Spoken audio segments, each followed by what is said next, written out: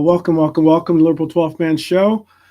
I am the Liberal 12th Man. Yes, I am, Dustin, and so are you. You are a 12th man as well, as we are all Reds, and we all support this team one way or another in our own ways.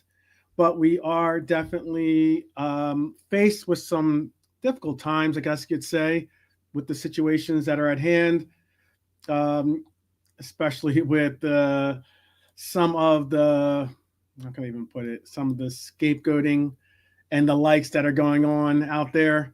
So we are going to get into some conversation about what went down at the press conference today. Also going to include some of your comments and statements and interaction with me, possibly some of our guests that will be joining us as well. And hopefully bring out some, I don't know, some optimism, some renowned hope.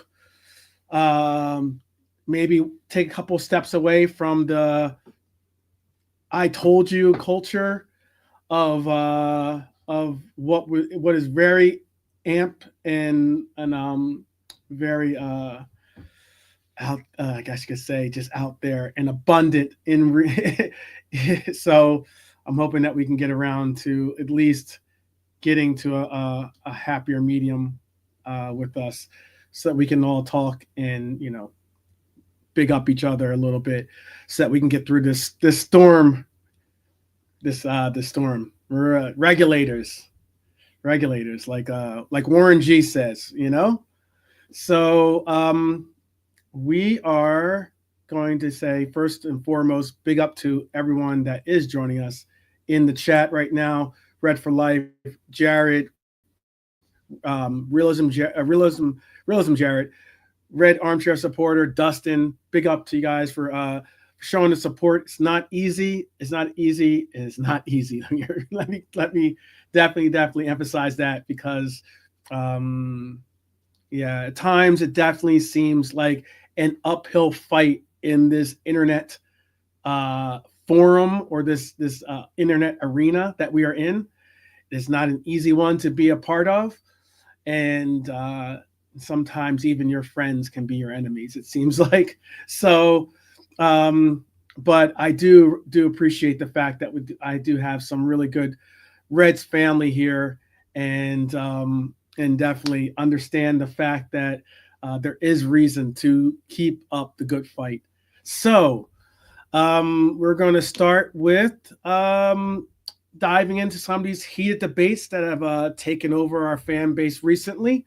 Some of which certainly have basically taken over everything that we know that is the Reds. And also we're going to get into from obviously Darwin Núñez's struggles to the pressure on players like Wataru Endo, possibly, that's starting to surmount, because it's definitely going to be a difficult platform that he's going to be stepping onto, with how much they have, with how much anticipation, how much relief is being asked from a player that, let's be honest, a lot of people didn't even necessarily know who he was, much less some didn't even really want him, or didn't feel like he was worthy or to be even on our team. Pressure on players like Dominik Szoboszlai. Again, someone that's emerged as an early star, somewhat dipped in the favor of our brethren out there, and now has taken on some, I guess you could say, some of the onus of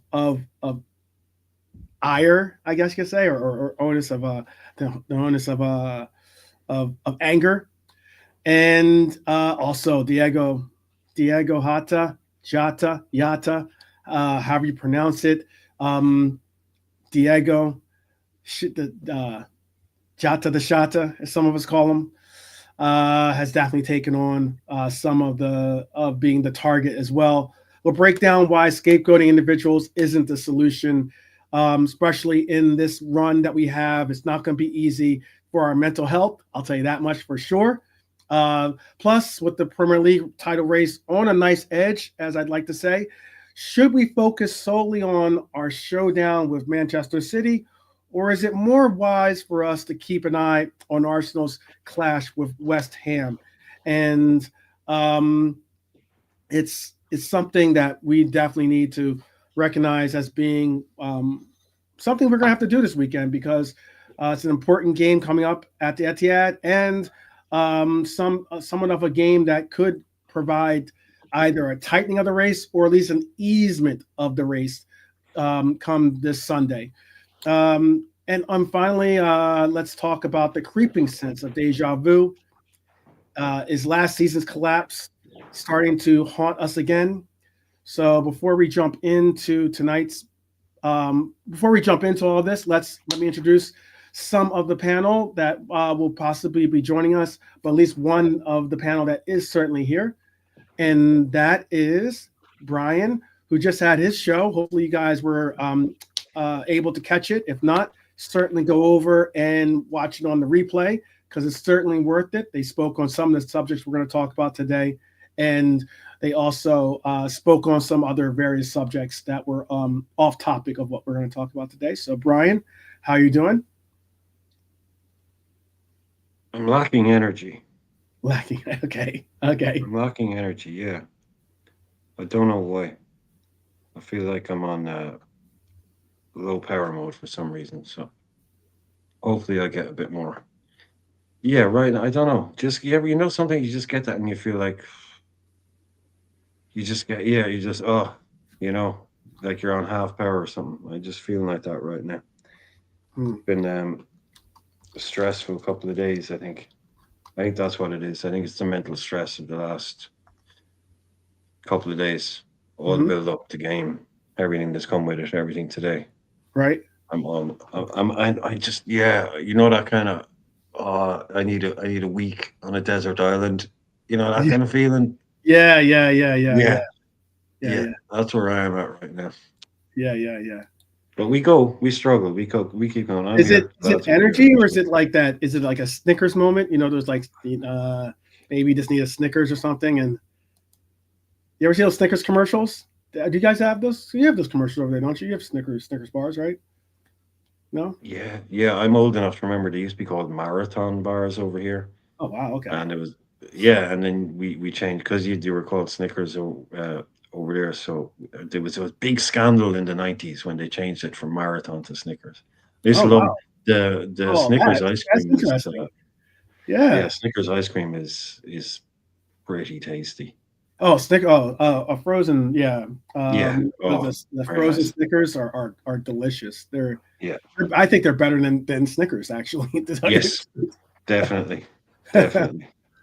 um, but yeah, but they always say like those Snickers commercials. They'll have like a Snickers commercial. Maybe it'll be like I don't know.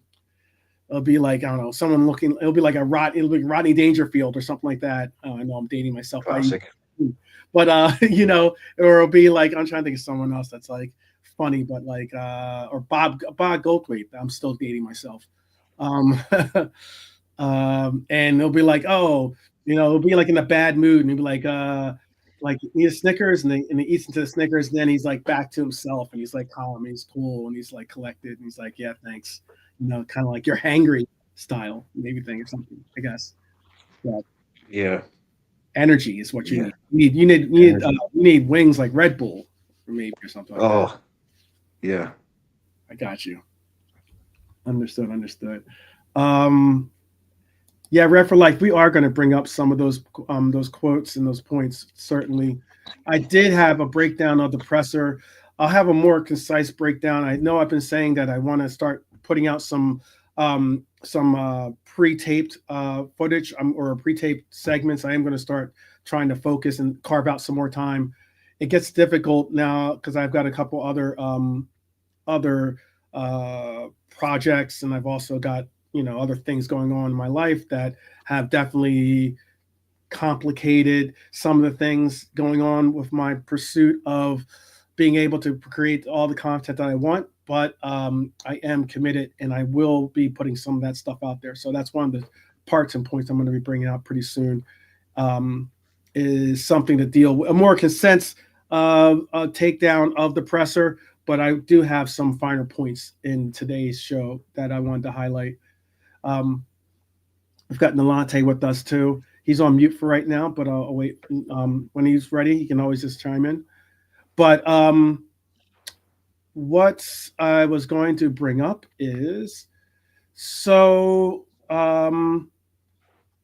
basically, I did see after the West Ham press conference, I've seen the Manchester City press conference that Slot gave. It was something and this is something that I know Brian, Lee, and also Nalante in and out. He was watching the games with us, at least certain parts or certain segments of the game with us. And I remember when Darwin missed the opportunity that he had in the game. But I was watching him even before that opportunity, and he was kind of not really. He was kind of like he was jogging a little bit, I guess you could say. It wasn't the normal assertion of energy that you saw from Darwin in that in a very important game for us. Obviously, a very important game, a segment where he could have been a hero, or could have been a real healing factor for us in this game, in a game that we were, down to, or not down at one point, but had brought it back to a 2-2 draw. And I remember saying to Brian, or at least to Brian and Lee, I was saying that, like, I think he's out of it today. Like, I'm trying to remember if I said it before or after he missed that shot. But you could tell that something wasn't on. Normally he when he gets into a game, he's very, very committed. He's energetic. He's you're not getting the opportunities or shots and the likes, but still he's committed to defense. He's committed to helping the team do this and do that, whatever the parts and points are needed, despite not getting maybe the accolades of getting the goals and the likes. And also, even when he did miss the shot, it was his only shot of the game. But all the same, even when he did miss the shot, it was something like you could tell that something was like off, at least from someone that does really like the player. I could sense that something wasn't right. And it was something that I mentioned during our watch along, or our personal little watch along. And I think that was, to me, that was a little troubling because, I'm often put as being the defense league for a lot of players, especially some players like a Darwin, or maybe Endo, or Gravenberg at one point. Like you name them, you name it. I probably have held some type of support or defense for a player here or there. And then also I've been critical of players too, as well. But I've also more times than not been more supportive than I would say negative towards them. But I like to say constructive criticism. All the same, there was a part and point in that game where you could just sense that something was going on or something wasn't right. And what was telling about it is Slot made a mention of it in the presser, which was really, really, really interesting to see. So I just wanted to address, obviously, the elephant in the room, which is Darwin Núñez's recent performances and the backlash from certain sections of the fan base. I know it's not always fair. Some of the criticisms that he gets, some of the criticism is fair that he gets. It's not always, I would say, when I say fair, I don't think it's always on an equal scale as to how much attention and what it is that he gets judged by, opposed to others on our team. But all the same, is it fair to pin the team struggles on one player, or is it that we're misinterpreting what is really the necessary thing, and that is a focus on the team as a collective as opposed to just an individual. Because like I heard each and every time I heard about yesterday, it was Núñez lost us the game. Núñez was the reason why we lost the game. And we didn't even lose the game, by the way. But that's how people referenced it. It felt like a loss. It certainly did. A draw felt like a loss in this case. Just as well as an Everton. The Everton game felt like a loss, despite it being a draw. But is it fair to pin the team struggles on one player, or is it more of a nuanced conversation to have about the fact that we scored goals, but we conceded goals? It has nothing to do with the offense, but it has to deal with the defense, obviously. Our midfield looked a little bit stagnant, if not at parts and points. Some of the players looked not to their best. And then you can factor in the offensive, some of the offensive frustrations of your Diego and of your Darwins and of your maybe even Luchos you can throw in there, despite him scoring a goal and having another goal contribution in the sense of getting the penalty yesterday or in Wednesday's game. But in the game before this, just to say. But is it a question of, is it fair to pin the team struggles on one player or not look at it as a collective? I'm going to ask that to the panel. And I'll start with Lamante. Yeah, it's been going down the run since yesterday. A lot of talk. A lot of people, the Twitter, YouTube, the internet, the keyboard warriors have come out to play, believe me. Mm-hmm. Some valid points, a few of them with valid points. Some of them are just overreacting, and I'm gonna call one specific name. What might not mean anything to anyone, but I don't know if you've seen this name on Kopish on the comments. 12. His name is what's his name? Erling Hakut. Give me a second. Sorry, give me 1 second. I'm just gonna get the name. Hold on, 2 seconds. It's Erling Lukaku. Oh, Brian, you're the man. Exactly. Brian, yes, him, this guy. Now, in the comments from the 2-2 their review analysis, he said, and I quote, and I'll say it for the last time, and I quote, God damn it, he said, Darwin Núñez is the worst buy in Liverpool history. I repeat, Darwin Núñez is the worst buy in Liverpool history. Now, we can say a lot of things about Darwin, but when you're pushing it to the worst buy in Liverpool history, I'm sorry. I'm so sorry. You've lost it. Mm-hmm. In terms of the history, so that's when Liverpool FC was formed till now. He's the worst buy. So obviously, I challenge that because as much as we've been glad I don't rate him, we've seen worse players. So he said, in his opinion, it was the fee for the price we bought and what he's brought, he's bad. And I said, well, that doesn't make sense because we bought Juve, which was a very, at the time, and I mentioned Ngog. I know Ngog was rubbish. I know he didn't start, but he was rubbish. And Juve, I can name 8, 9. Juve was a bad buy. He was meant to be the game changer. Brian knows, and you should talk, and some of the chat will know. He's meant to be the game changer when we bought him. Remember, we did not. Oh, hey, Marianne. We did not buy Nicholas Anelka due to where politics from Julia, and we bought him. And apart from his first game of the league season, he was awful. And again, Brian knows, and yourself, 12, 0 goals in the league season, and you're telling me Darwin Núñez is the worst buy in Liverpool history. So these are the people you're dealing with, the overreaction. Yeah, you want to criticize him, he's not good enough, fine, cool, no problem. He should have scored last night, that's fine. Someone said that it's Sobel's fault yesterday, again, which I don't think is his fault. Fine, and he's not good enough, we should do better, fine. But when he's crap, and he's not good enough. But when he's trash, I mean, look, and this is what we're dealing with, 12. And this is the reaction. I've seen it on any platform, oh, someone a crying face, oh, Darwin, I get it. We're angry.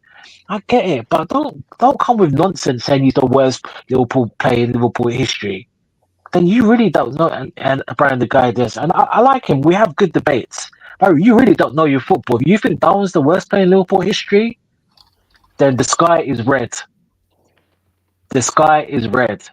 That is just blasphemy. That is just stupidity. I'm sorry. So back to your question. I know I'm kind of diverting, Dwarf, but of course it's a team issue. It's yes, Darwin is a problem, but it's a team issue. It's not just Darwin, is it? No, It's Diogo's. Both of them are not firing. Both of them are not firing. The defense is out of form. They're not defending how they're supposed to defend. The midfield is not doing attacking wise. They're not doing the basics. So and Slot is to blame as well. He's not rotating when there's players that are capable of doing the job. So and that's it. It's not a Darwin thing. It's not a Jota thing. It's a team thing and it's a coach thing, and that's it. Point blank, simple. Yeah, it is. It is interesting that comment that you said, because I agree. There's some people in the chat have made some notable names out there that could easily be candidates for that shout. I just commented myself about Balotelli. Look, I was a Super Mario fan before he. I was a Super Mario fan for his play with Italy, like as Italian, like his national play and everything. I liked rooting for him with Italy for various reasons, but.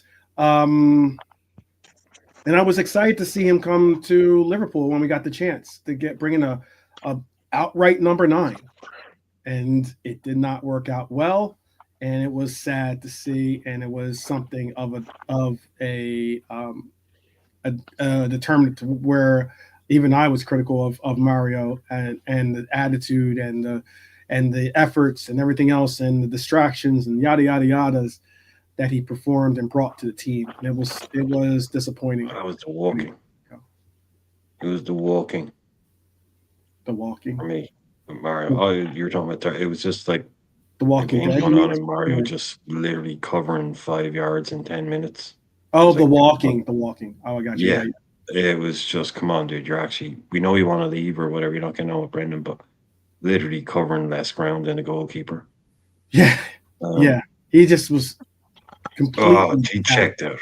Yeah. Checked out completely. I would just say, look, to me, it's an obvious answer. Like, should you blame an individual or should you blame a team? You don't win a league because, unless almost say something like that Suarez season, because you've got a good striker. But a team wins and loses together, right? That's it. Like, Darwin isn't out there on his own. Neither is Ibu, neither is Ali, neither is VVD, neither is Graf.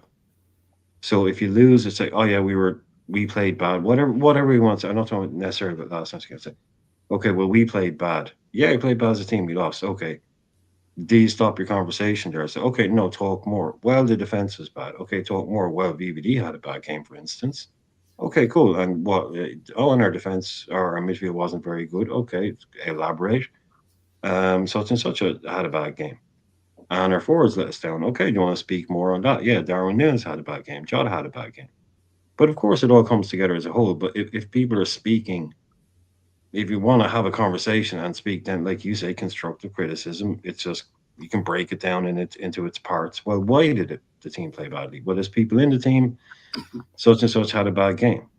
But of course, like I said, we win and lose as a team. Right. You know, if you can't say, oh, we lost that game because Darwin Núñez didn't score that chance. They could have got an equalizer. Who fucking knows, you know? Right. But you can say he should have scored. Yeah. You can say Jota should have scored. You can. You can say, you know, but you have to be. I mean, it's the most boring answer in the world, but it's in the middle. It's centrist. It's both. It's teams, and teams are made up of individuals. And if enough individuals have bad games, the team will play badly. But you take it all together as a whole, and you say they all wear the shirt, so they walk off the pitch. Well, normally they walk off together, and they walk onto the pitch together. Right. But you can then, there's nothing wrong with then, well, let's pick it apart and just say, well, okay, the team played badly. Let's talk more about it. Well, he played bad, and he played bad. Mm-hmm. You know, sometimes everybody played bad. So to me, it's like, yeah, of course, there's no call to ever say we lost the game because of one guy, in the same way that you can never say we won a game because of one guy, even if that guy scored a hat trick. You know, because other teams, there's other players out there that performed their jobs alongside him and helped them get there to the point where he could score that hat trick. Mm-hmm. So, like you said, in your title there, it's a collective responsibility. Yeah, I can't emphasize that enough. That it's interesting because the conversation yesterday when we were having, we're you know, our match reactions are normally only supposed to be about an hour and a half, something like that. You know, it's supposed to be short and everything else. Supposed to get a little bit of airing out, get some viral reactions, and it ended up being like a 3-4 almost close to 4 hour shit segment. Because there was a lot of frustrations, a lot of anger, considering that we should have and could have won that game. At least I personally think that we are a better team than Villa. I think that also that we, despite the fact that Villa is a difficult place to play, it would have been a big win in a place that a lot of teams rarely get results in. There's only been 2 teams, I think, that have gotten wins there. I think this year, maybe 1, if not 2 teams, right? And one of the teams, one was Bournemouth, I believe, and then Arsenal. Yeah, Arsenal always beat them. So, yeah, and also I saw Ant was at the stadium. He's with us, mate. I tell you. Yeah, I know. He's Liverpool FC. He is. He's secretly, he is. He's out there moving. So he's in the away crowd. All right. Yeah. The reports say, I heard through the grapevine, he was in the away end, and he was singing, "You never walk alone. Walk on with hope in your heart." That's what I heard. Yeah, I was thinking it was out of tune, all right. That'd make sense. I was thinking it sounded out of tune.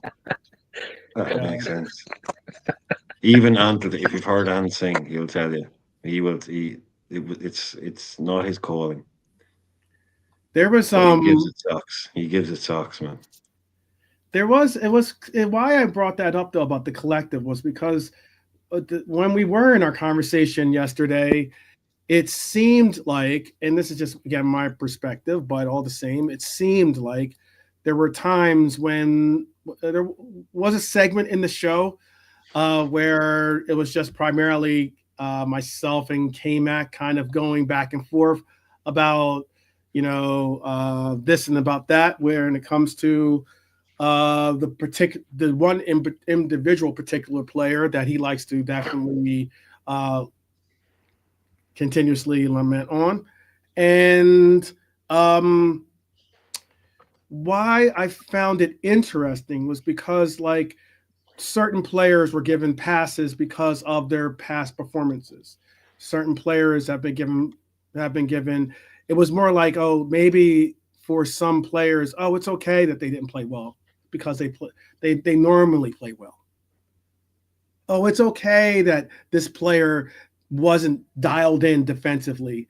You know, whether it was Trent Alexander-Arnold, who, you know, who was heavily accosted by a lot of people throughout the entire game. People thought that he was not really that he was off. He was just out of his game that day. And then he steps up and gets a big goal. And then people were very, very angry about, especially at Slot, for possibly subbing him out. And what was interesting about that is that he already knew he was going to be subbed out. He had a certain amount of minutes, and that's it. You know, we were trying to make sure that we have you for the long haul, not for just like possibly overexerting you and maybe you know, having you you know, get injured again. Very similar to what we saw for his participation in a game, in the FA Cup game, where it was questionable, as if he was injured, as if he should have even been in the game, because he ended up re-injuring himself and then being out for an even lengthier period of time, and we could have certainly used him in that back end run for that title that year. But what it is that I was really contemplating a lot about is that we were up in this game 1-0. It has nothing to do with the other people that didn't score, but we were up 1-0. And potentially, yeah. And what I mean by being up 1-0, we again ended up allowing for a very poor goal to be allowed in. And then not only did we let in one poor goal, we invited him to score the second. Exactly. He said, "How'd you like that? Would you fancy another?" By the way, Exactly. Just before half, if you have time, we've got 5 minutes, we've got a few seconds. Would you fancy another? It was almost as if the gift they gave us for the first goal, which was a gift. That was a gift of a goal. Jesus. Mike, I thought Christmas. I was checking the calendar, man. I was checking the calendar. It wasn't the 25th of December. What are you doing, dude? Exactly. What are you doing? Exactly. And that was the case where I'm like, okay, we got a gift of a goal. It does not mean just because you got a gift at someone's house that you have to return the gift and then go beyond to give them a second one. Because that's what we ended up doing in that first half. And that's where I'm saying to myself, there are some bigger questions to address than just trying to scapegoat one player. And it says whether it was Darwin or whether this was going to be Trent or whether this is going to be, I don't know, Robbo, Ibu, you take your pick. Grav, Szoboszlai. I think it's a bigger statement on us as a team that we need to rectify. We need to really get a grasp on, because this is now, I don't have the run in front of me, but this is now a situation where we've had games that we are going up against teams we arguably are better than, if not should comfortably beat. And because we deal with this whole possession, control style base, we're not doing the whole blitzkrieg style, heavy metal offense that we're used to from Klopp. Because we're not going all out for these goals, we're finding ourselves sometimes getting complacent. I think sometimes we find ourselves getting, having a dull moment, a dull beat of energy that goes within our team as we try to stay with this control offense and everything. Because I know Brian's mentioned it yesterday, something we talked about, because I was talking about during the game. There was a part in the point where we had gone down 2-1 at the end of this in that first half. We were starting to show little glimpses of being able to go forward. And rather than try to push for a goal, it was almost as if we were it was almost like we'd just gotten a standing 8 count and we just wanted to get to the bell. And that was concerning, because that's not the kind of detriment that I believe this team should display.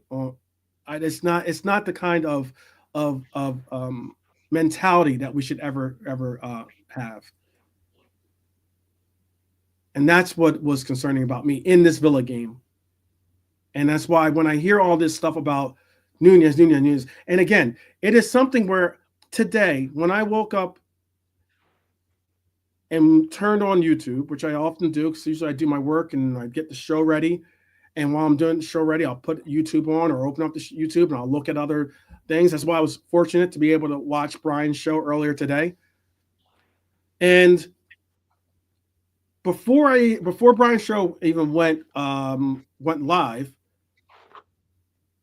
I saw, let's see, 4, 8, 12, 15, 17. Okay, so I saw, and this isn't from, and these aren't even really from rival channels. I think only 2 or 3 of these from rival channels. I saw 16 to 17 thumbnails with Darwin Núñez's face on it, all saying some very, very, very disrespectful things, some highlighting the fact of how they just hate this player, how they despise him, how he's a cancer, how he's this, how he's that to this team apparently. And I will put out there all in transparency. I'm not speaking about your thumbnail, by the way, Brian. By the way, so don't. No, I played a game. Yeah. I was like, I wanted to put mine up earlier because I was like, all these motherfuckers, they're going to use the same picture I am. They're going to use the same thing I am. Right. Because I mean, I haven't streamed in a while, so just you put up the talk of the day. You put up the headline of the day. No, again, this is not a shot, nor was it directed towards you or your thumbnail or even your piece, because obviously you're one of the few pieces, you're one of the few shows I actually interacted with by trying to join and at least conduct a conversation. But again, it was just interesting because it was just this tsunami basically. And why it's very interesting to me, okay, and this is my perspective, is that yes, I get it. These players are paid incredible money. A lot of people don't care about their feelings. They don't care about their lives. Don't care. Just shut up and play. Just shut up and play the sport. That's what a lot of people will say. And if that's your attitude, that's your impression, have at it. And I'm not going to go all the way to the other extreme and say that you got to get the violins out and you got to worry about them for this or for that for their mental health and the likes, which is important though. But I'm not trying to take it to that angle. But what was unique about a lot of what I saw on these posts or these content creators and the likes was that the narrative was just rinse and repeat, rinse and repeat. We get that some people did not necessarily want this player for this team. We get that some people are frustrated with the play of this player for this team. But neither here nor there, this player does play for this team. And what I'm trying to get across is that we're going to most likely need him at some point this year, if not this weekend, to help us get over the line for what we all have our aspirations on getting. And what's unique about that is that you try to bring out those parts and points, and people are at such a frustrated moment, they just don't even care to hear it. And that's what's very interesting. So now I am certainly somewhat weary of it all, to the point where, yes, I would like it to be possibly the last time I had to have a conversation like this about Núñez. It's almost to the point where at the end farm of this, that farm upstate is sounding awfully awfully good, right? Yeah. Yeah. It's to the lovely point old couple, feed them every day. Yeah. It's to the point where I would prefer, for not only the player's mental health or for the player's family and the player's livelihood and everything else, I would almost prefer for him to be able to go to a place where he's going to be able to play his football, whether he's good or whether he's bad. He's at least allowed to breathe. He's allowed to be loved and allowed to be Darwin. That's how it is.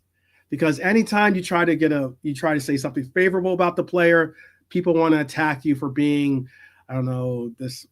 I hate that word, top red BS. Hi, Barney. You know, they want to attack you for being like a Darwin supporter or something like that. So it's like, I'm a red supporter. And these players make up the Reds. It's just as I support every one of us the same as I support our supporters or our players, excuse me. And I put a sneaky comment. I put a sneaky comment on, I can't remember what. Was it yesterday? Mm-hmm. One of the live streams, one of the boys, and it was kind of a joke. And I said, because you're talking about Player FC, LFC, you know me, man. Like I said before, I don't care about the name on the back of the shirt, but we're on YouTube now, so we have to talk about things. Right. And I said, would you rather we lose 4-3 to City and Núñez scores a hat-trick, or would you rather beat City 1-0 and Darwin doesn't come off the bench? 2 people said Núñez hat-trick. That's just wrong. Do you know what I mean? It's because they're just so, and it's like I'm all out. I'm out on the front line defending this guy, man. I'm popping off the last magazine. You know, it's just, you know, I just thought, okay, so that's what some people have gotten. They've gone to the well so many times for this guy, or they've gone into the breach so many times for this guy. You know. Mm-hmm. They just can't let it go. Like, this is my favorite guy. I won't name him, Gary Richards. But he's the guy that's telling me from day one he's going to score 30 goals. He's going to score 35. He's going to score 40 second season. He's like, no. He's going to get 35, 40. Just watch. 40 in the league.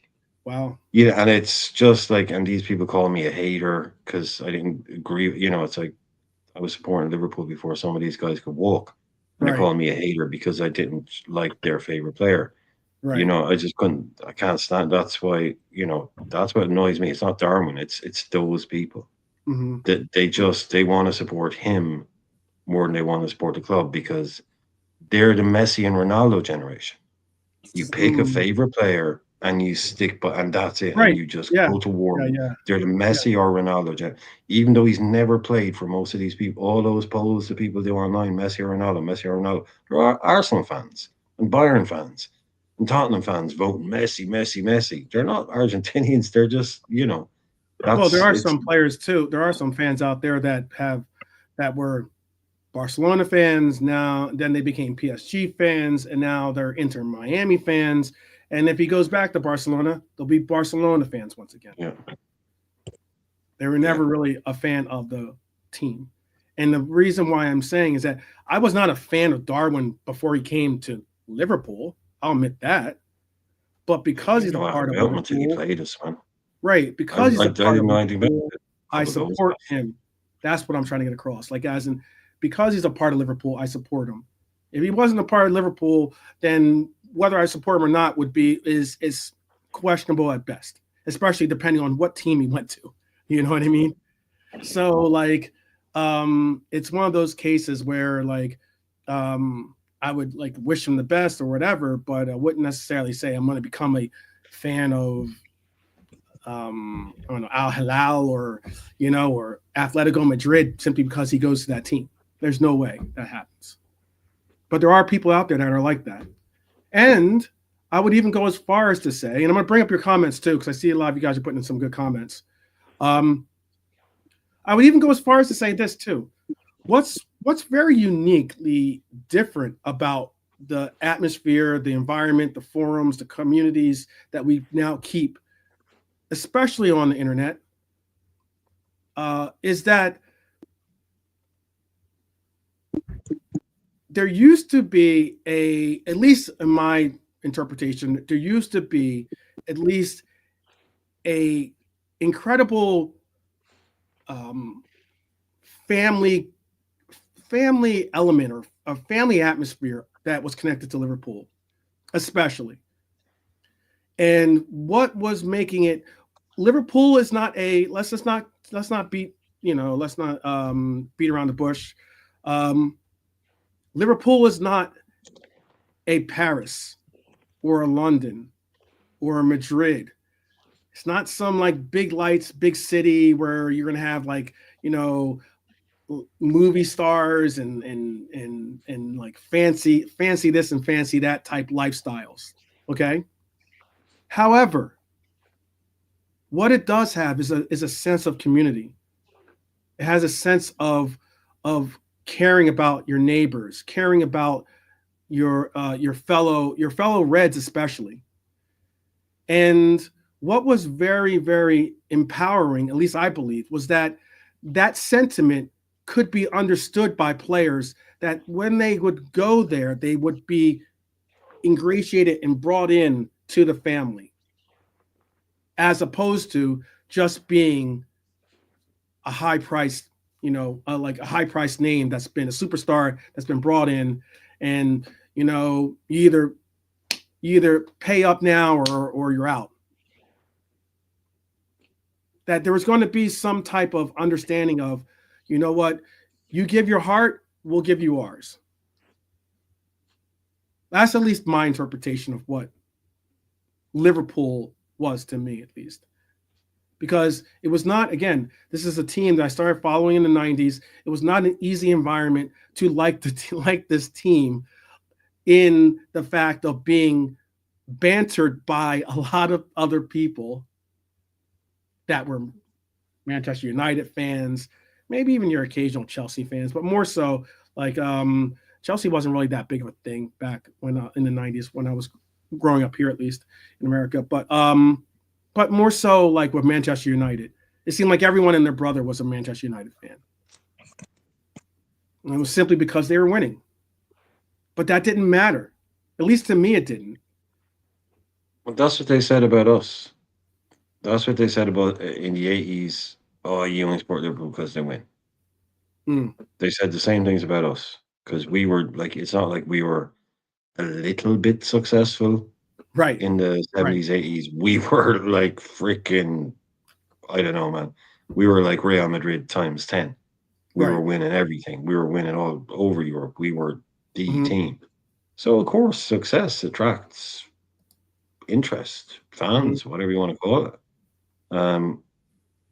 But then, so it's easy for us to say to Man United, it's like, there's more Man United fans in London than there are Arsenal fans. But like we've said it before, I can go around YouTube tonight, and if I basically ignore the one channel, I can see a lot of YouTubers talking about Liverpool, a lot of London accents, a lot of American accents, a lot of Irish accents. But so you'll get that. You're out there open for it. But to me, the thing with the city, it's not like it used to be back in the day. The kids don't live in the cities; they live out in the posh part. It's like someone signed for LA. That they're not living in downtown. They're living out in Pacific Palisades or Beverly Hills or whatever it is. You never see them in the city center or anything. They stay out in the posh country parts. But that kind of grounding, I think the fact that the Benitez family is still here shows you how a connection. Some people will be like, "Oh, can't wait to get out of this place," and it's not Liverpool; it's just England. Yeah, it'll just be England. It'll just be the weather. It'll just be the food. It'll just be like the wife hates it, the girlfriend hates it, the kids hate it, whatever. Yeah. Oh, I love Liverpool, great city, great town, but I just can't wait to get back to Spain, Brazil, Or Paris, Italy, especially. wherever. Yeah, Exactly.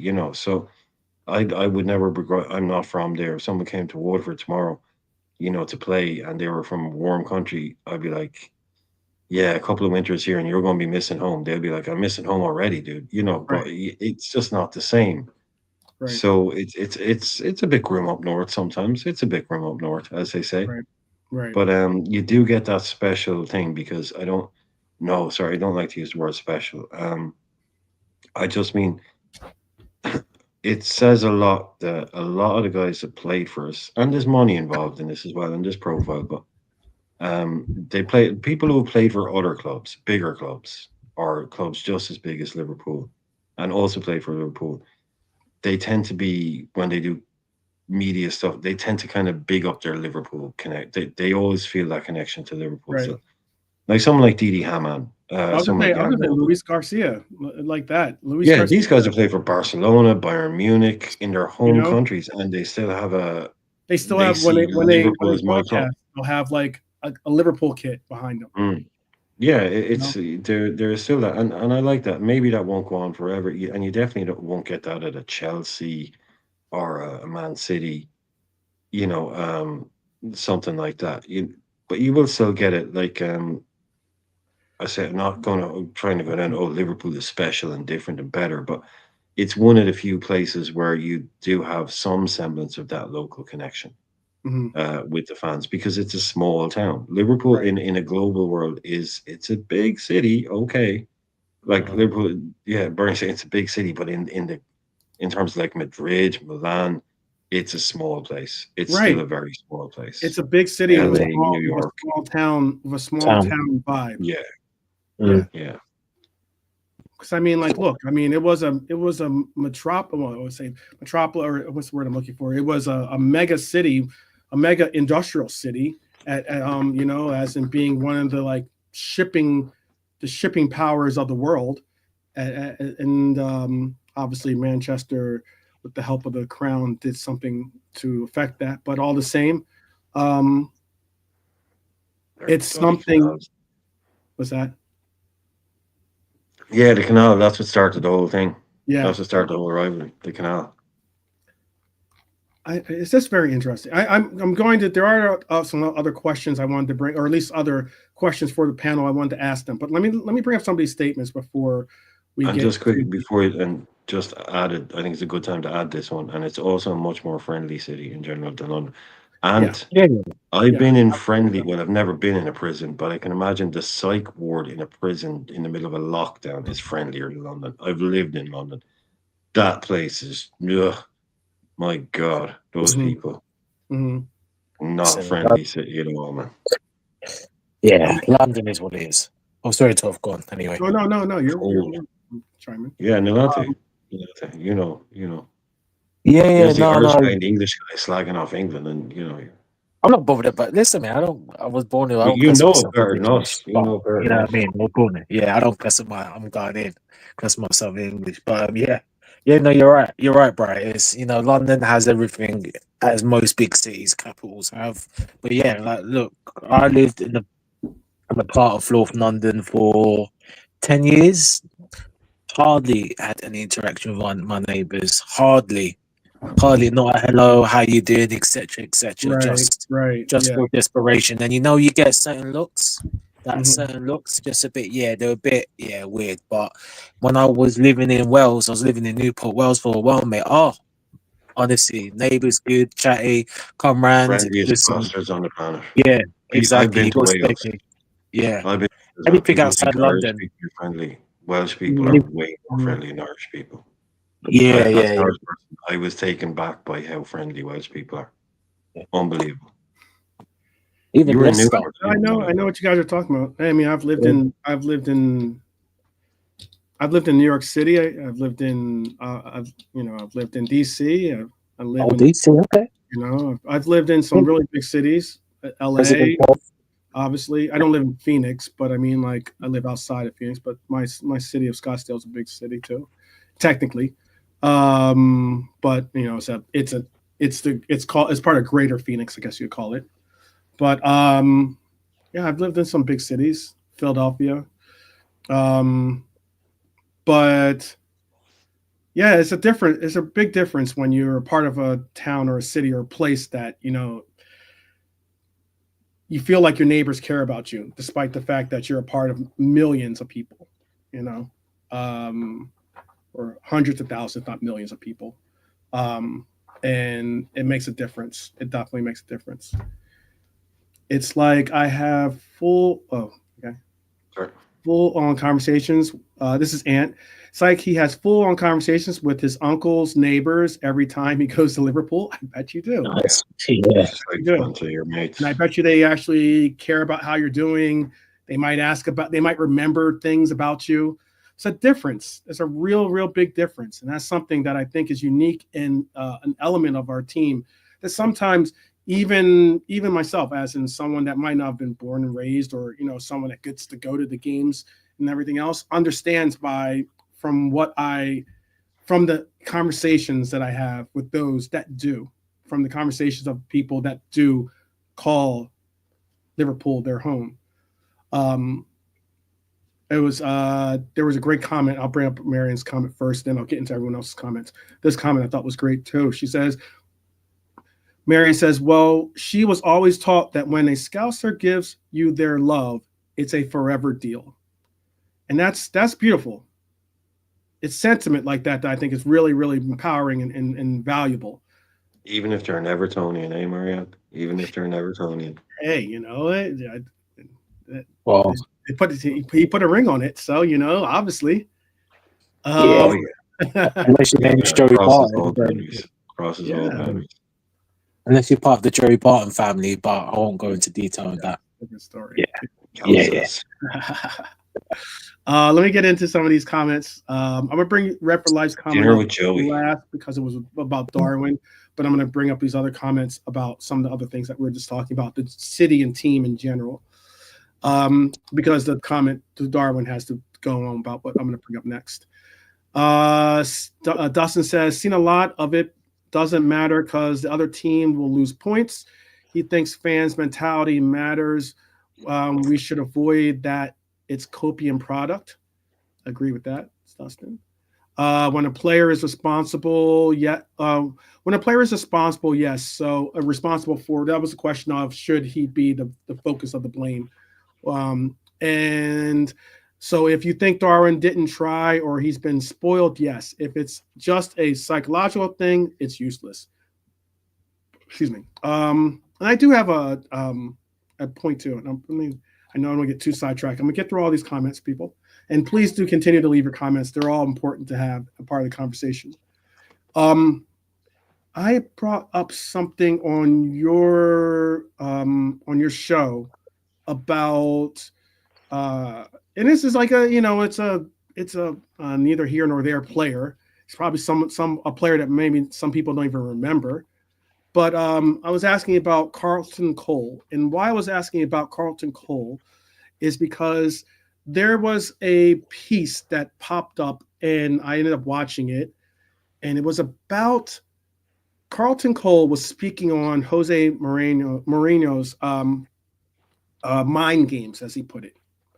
And what I meant by that is Carlton Cole, is more of, I guess he's more of a West Ham United known player than he is a Chelsea known player. But at the time he was playing for Chelsea, and we had just beaten them 4-0. And we had beaten them bad. Like, they looked poor in that game. John Terry was made to look like a laughing stock in it, which is always fun. But the part and point is, he's speaking of Mourinho's mind games, and that the next day they had training. They're in the not conference room, but they're in the the training facilities, and they're expecting, and he's expecting to see someone get, as he calls it, or I guess you guys called on your side of the pond, a hairdresser yelling at, or something like that. Hairdresser, it's a hairdresser moment. When you the hairdryer. Hair dryer.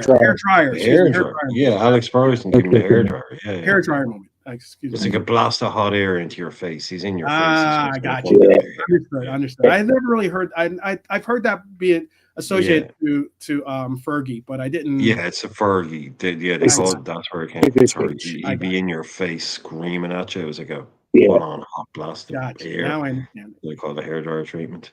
Well, he was expecting a hair dryer treatment for the team, for some players, maybe their own little scapegoat that day, right? And Carlton Cole walked into the room, and Jose turned to him and said, "You're never going to make it. You might as well just Just hang it up. Hang up your boots. You're lucky to be even playing football. You could be working at Tesco. You should be working at Tesco, I think he said, or something like that, right? And he's making fun of him, or he's just like really, really going at him. And what's funny about that is, one, Carlton Cole didn't even play in that game. Okay? He didn't even play in that Liverpool game that they lost 4-0. But Jose pinpointed him, and whatever it was, it fired him up, Carlton Cole, so much that day in training, he said he was on some Zlatan style, like he was on some next level, performances on the training pitch. He was just dialed in. He got to play the very next game, played well, the whole nine, and it was because the coach called him out in front of everyone, and he just responded well. In this presser, Slot called out Núñez's performance. Now, there was a comment here from Red for Life. He says, what did you make of the comments from Slot on Darwin, his attitude and work rate after that big miss? He said he will talk to him about that. Darwin posted a message on social media about it. And then he went on to say, and his thoughts on it is that he took a couple of things from that. He's going to try to not let it go to him and put it 100% till the end of the season, and he will be leaving in the summer. Now, I don't think that he's going to have that conversation to say, hey, we're going to be selling you at the end of the season right now. I just don't think that he's going to be having that conversation, because he needs that player to at least be dialed in. He might at least, if anything, if there's any bridging of that conversation, I honestly believe it would be something of whether you think you already got your bags packed for Saudi Arabia, or whether you got your bags packed for whatever other team that you want to play for after this team.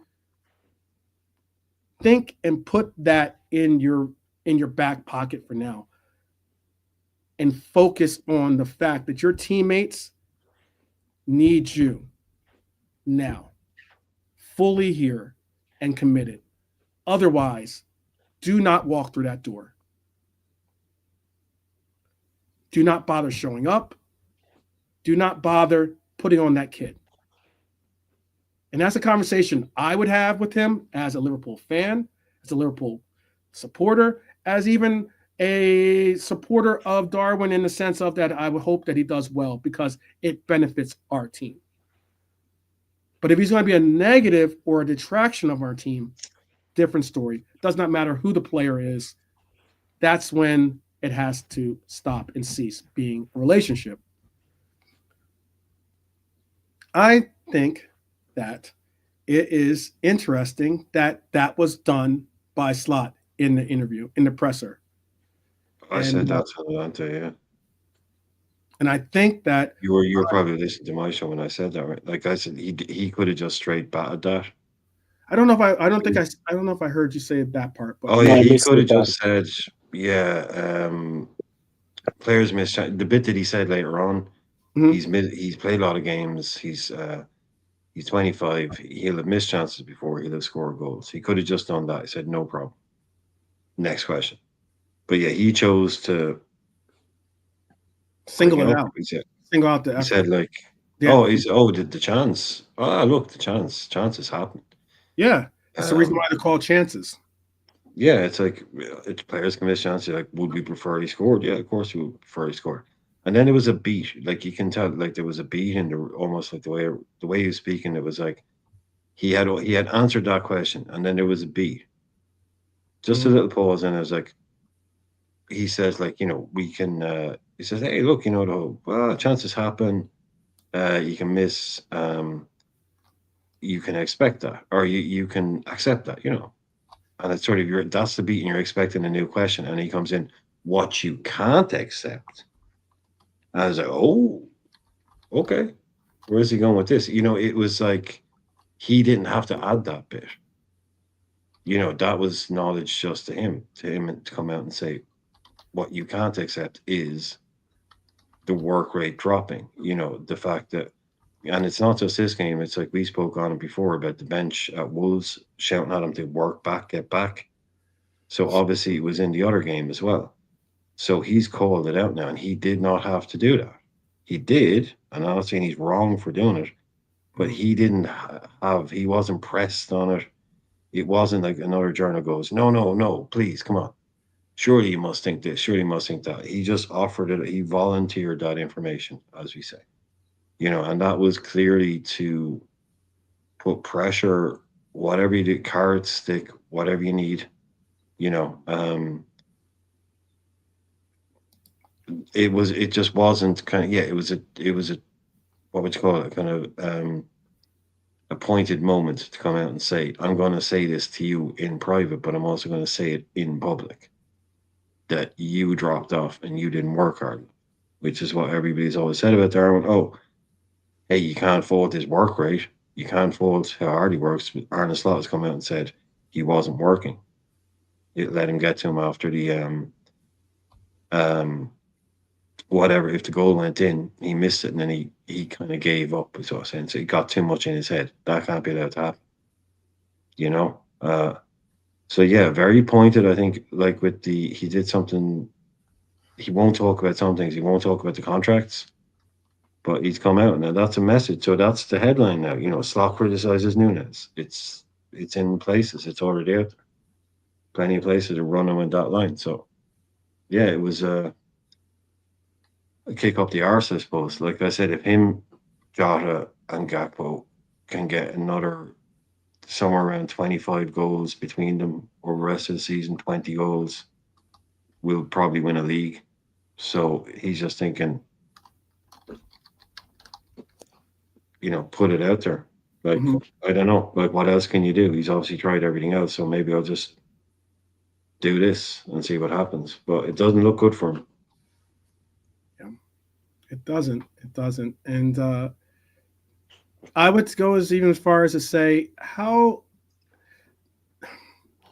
again, it is something that I'm hoping that we can get a stronger hand on the wheel of our Reds community, because the last thing I would want to do is to lose that element or that sentiment of that our fan base is a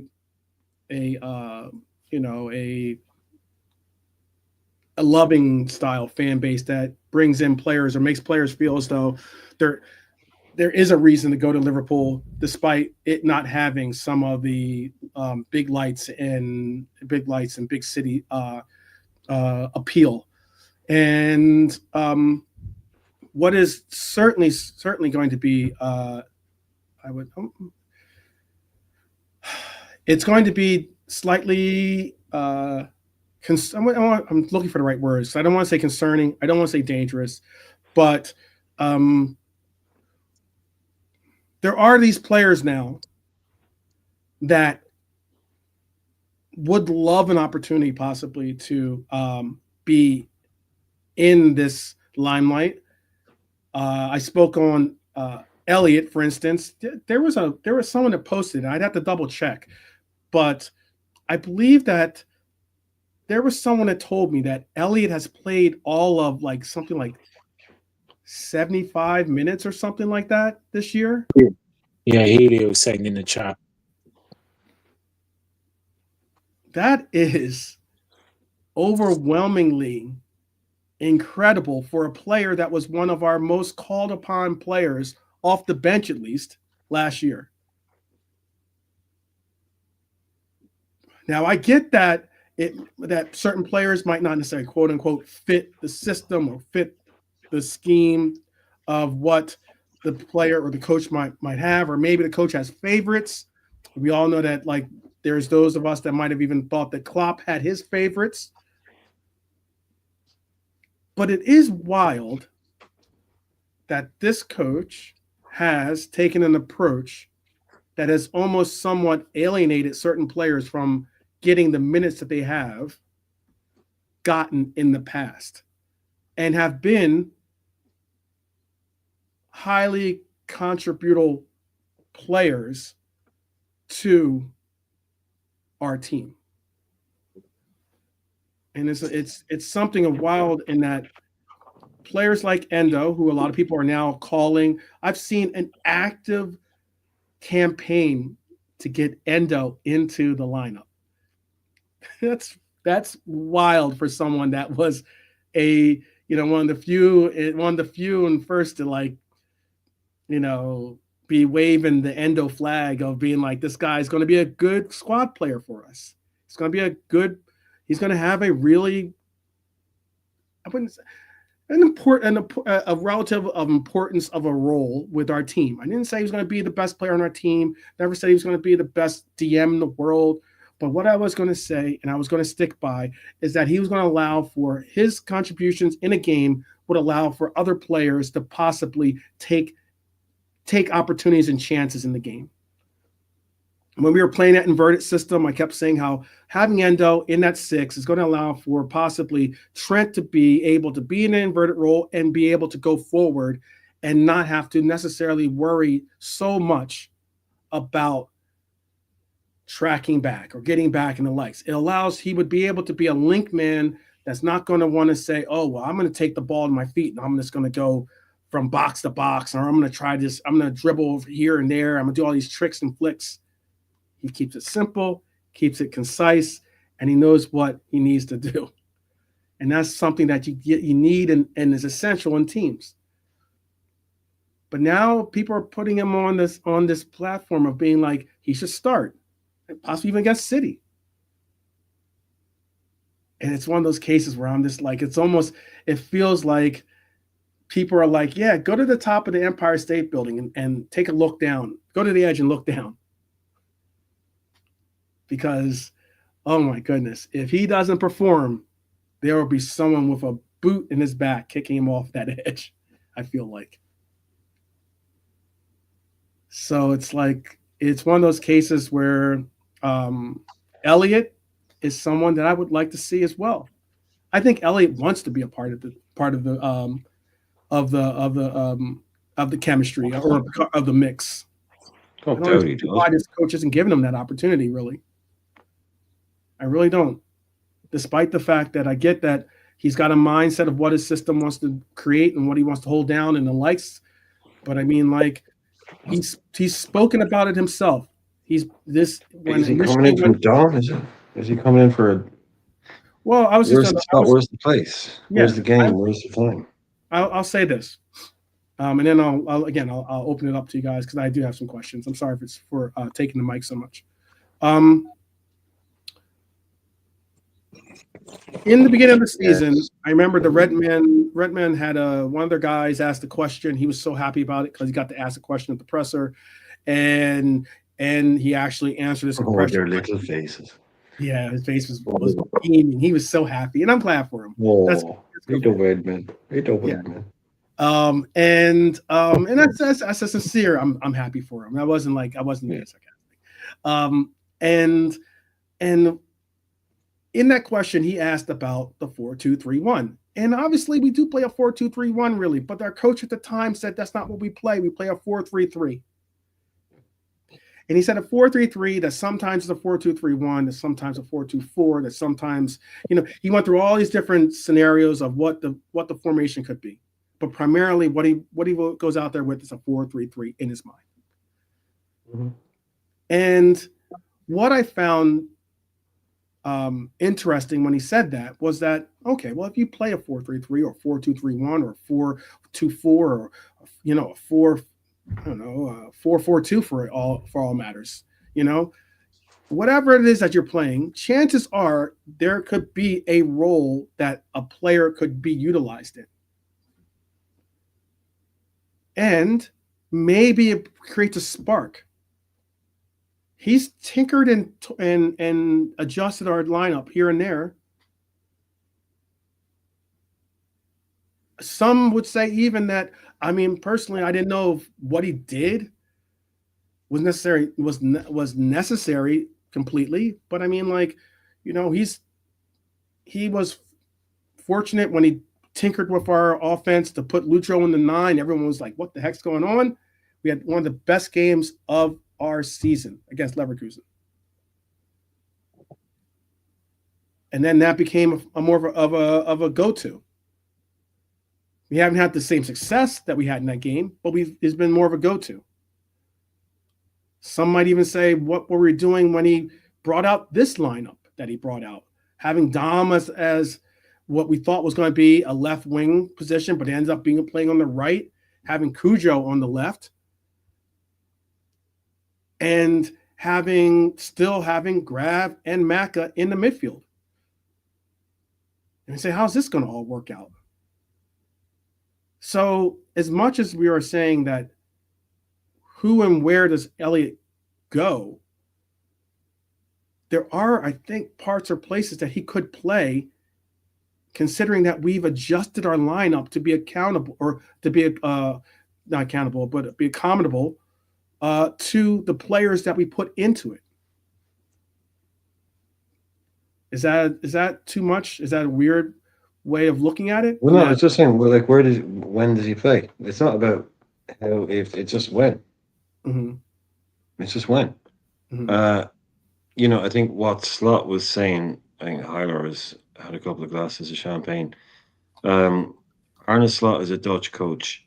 What he's talking about is that everything comes from 4-3-3. He sets up in a 4-3-3, and within about 5 seconds, it's a 4-2-4. It's a 4-1. Everything in a Dutch system is set up with 2 wide forwards, a guy in the middle, 3 midfielders, and 4 at the back. And that system, the whole point of that whole way of playing football is that in any one game, it can become anything it needs to be. And all those players can do that. It can be 4-2-4, 4-4-2, 4-2-3-1, 4-1-2-3, the whole lot. But it all comes from a base of 4-3-3. And that is what Slot is talking about there. That's exactly what he does. 3 central mids, 2 wide forwards, and then you can then change it in every way, constantly in games. You see us lining up in different formations. But it all comes from learning a base 4-3-3 and going from that and then moving those components around. So more often than not, it becomes a 4-2-3-1. Or, well, not even that. But anyway, that's what he's talking about. That's what he means. That's the base. It's like a mother sauce. Chefs, we have like mother sauces, like a bechamel. You add something to it, you add cheese, it becomes a mornay. But you add something else, it becomes a different sauce. It's the basis of everything, and that's what he talks about when he means that. That's the school. And I love that can become. How many times have you seen us? And it's looking at it, it's clearly 4-2-4. You can see it in strict lines as well, not just in transition, in strict lines. Yeah. So it's adaptable, it changes, it morphs. But when we defend, when we defend in a block, we defend in a 4-3-3. Right. Or even sometimes we do bring a box out too. We create the box. And I love that. I love that Yeah. flexibility and that change. We locked to one system like this Ruben Amorim bullshit where I only play one way and this is it. Right. It's like, yeah, but dude, half those guys don't. It's like, don't care. Right. I'm going to play it this way. No, you set up with that Dutch base of 4-3-3, and then it morphs, it changes. I like that. I like that. It was similar to what, like, I remember when Klopp, and there's something that I remember I kept calling it an amoeba offense is what I was or amoeba formation was what I was referencing it as in like an amoeba is like an organism that kind of like adapts and adjusts to its environment. So it's almost like, going forward, we could be, as Brian just said, a 4-2-4 maybe. But then when we're defending, we could all of a sudden go into a 4-3-3 or, or maybe we can even have, there were parts and points where, and especially during Klopp's reign, that, sometimes he'd have Endo drop back and he would actually be a part of that back line of defenders. So we'd almost have like a five backs in a sense. But like, but it adjusts, and also you have the inverted role put into it. It makes a whole different. That's like the wild card or joker, if we're going to call it. and then if you put in different aspects of like how the triangles work, it's very complex. But it was for the complexity. That's why an amoeba style formation, at least what I coined it as, is fantastic if you have the players to make it work. But if you have players that are more stringent on where they fit and what they can do, it's not going to be successful. It's not going to be successful at all.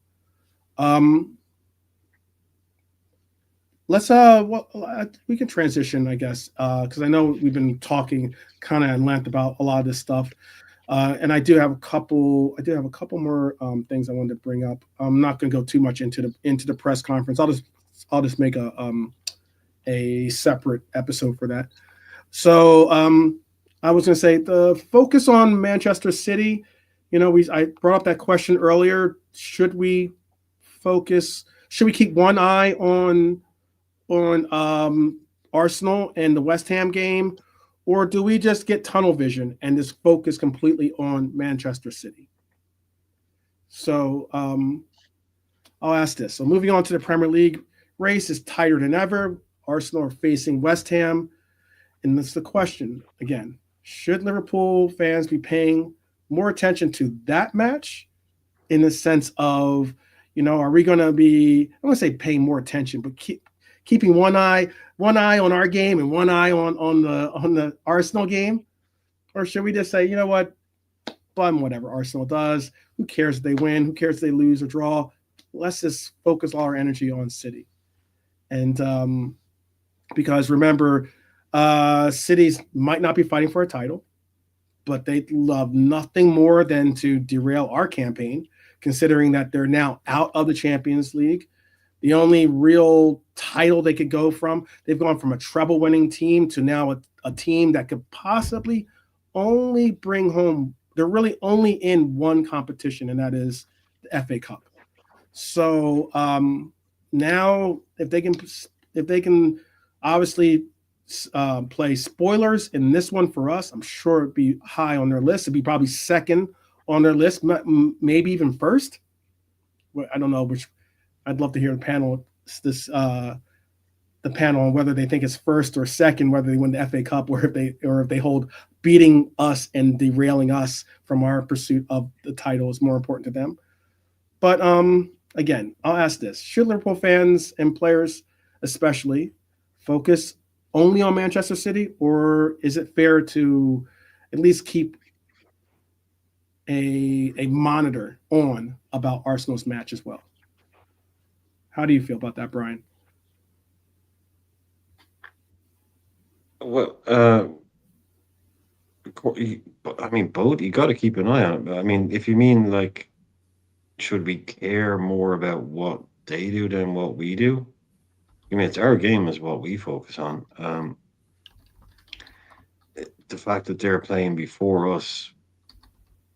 No, I mean, if it's just like what we worry about them doing or us doing, it's just the focus has to be completely on us. You can just blank out. I mean, you could blank out the rest of the league results for the next 5 games. Just show our results and then see where we are. You don't need those distractions. You don't need anything like that. I think Slot was talking about that earlier on about, look, it is what it is. But we can't really involve them in our stuff because we've got enough stuff to be doing on our own. Mm-hmm. So yeah, no, just 100% we focus on what's in front of us. And yeah, like, please, again, don't, again, like, these people, I know it's not like you're not like not, but you get people go, oh, typical West Ham, they never do us a favor, if they get tonked, because that's what they're in the business of doing.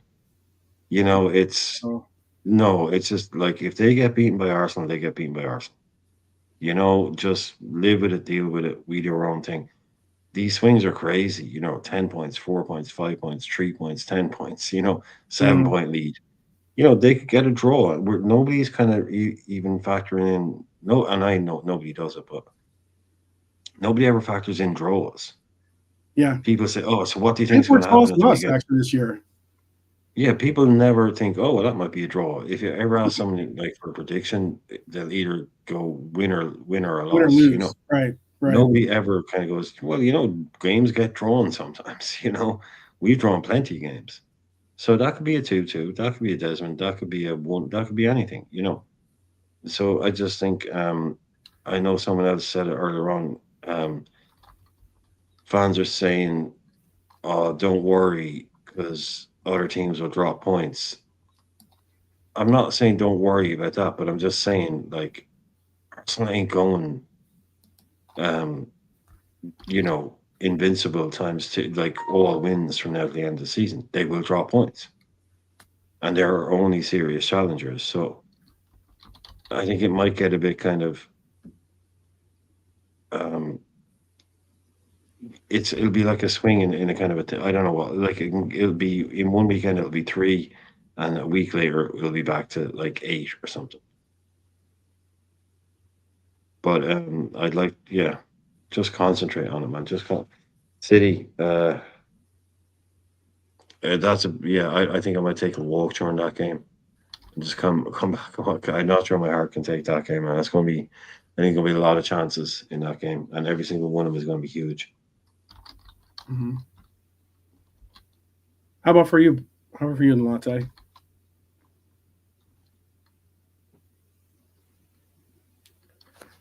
Oh, maybe Latte is unavailable. But okay. This Diaz thing. Yeah, I saw that. I saw I didn't see the article that he's referencing, what Hylor's referencing, but I remember that that journalist did write an article last year, meaning like 2024. He wrote something about how Barcelona's interest in Diaz was real at that time. So I'm not sure if that's maybe being a recycled article or maybe something like that. But he did say Paul Joyce is also apparently talking about that story. Yeah, yeah. I mean, like if Barcelona's interested, that'd be great, and it'd be great in the sense of in that if they are interested enough that they'll pay what the evaluation is for Diaz, that'd be good business for us. That'd be good, very good business. He's a dynamic player, I think personally. You know what? And it'll be opportunity that an opportunity that he would definitely not stand in the way of doing, because I know that he's always had a boyhood interest to be a part of that club. And it's not like he hasn't, put his heart and soul into this team. So it's not like I would say, oh, hey, good riddance, or I can't wait to see this player leave the team. Well, it's just good luck. But it would be, It's yeah, good it'd be luck. good luck if it ends up happening. Good luck, And that's nice if it happens. There's no, like I said, it was said he wrote an article, I think last year, saying that Barcelona was going to go in for him or something like that their interest in him was real in the summer. And, we had an evaluation. They didn't meet it. They also have a lot of, they even signed players that they weren't able to register. So, I mean, like, there's a lot going on with Barcelona. So I don't know exactly if that deal gets over the line or not. But if it does, hopefully it does at the end of the year with us after the bus bus parade that we have in Liverpool. And hey, more power to them, But the way I look at Diaz, to me, is sort of like sometimes you have to like brush away, all the Liverpoolness and the Barcelona-ness, and all the kind of the different glasses you might wear, and just go put yourself in his shoes, which is a dangerous game to put yourself in someone else's shoes. But I'll do it for a little while. I'm 27. I'm Luis Diaz, right? I'm earning 50 grand a week. All my boys around me, all my mates, all my friends, they're on 150, 120, and they're 23, 24. I'm 27 now. My next contract is going to be my biggest contract. I've got, 2 years left at Liverpool. I've only earned like he's a millionaire, very rich, considering like the guy came from absolute, Right. backwoods nowhere, Colombia. No, he's not come from a big. He's massively wealthy compared to most people where he's from, compared to everybody where he's from. But when he looks around at his friends and his mates and the people he knows, they're on 200 grand a week. Some of these guys in Europe, and he's thinking it's a very, very short career. I've got one big contract left in me.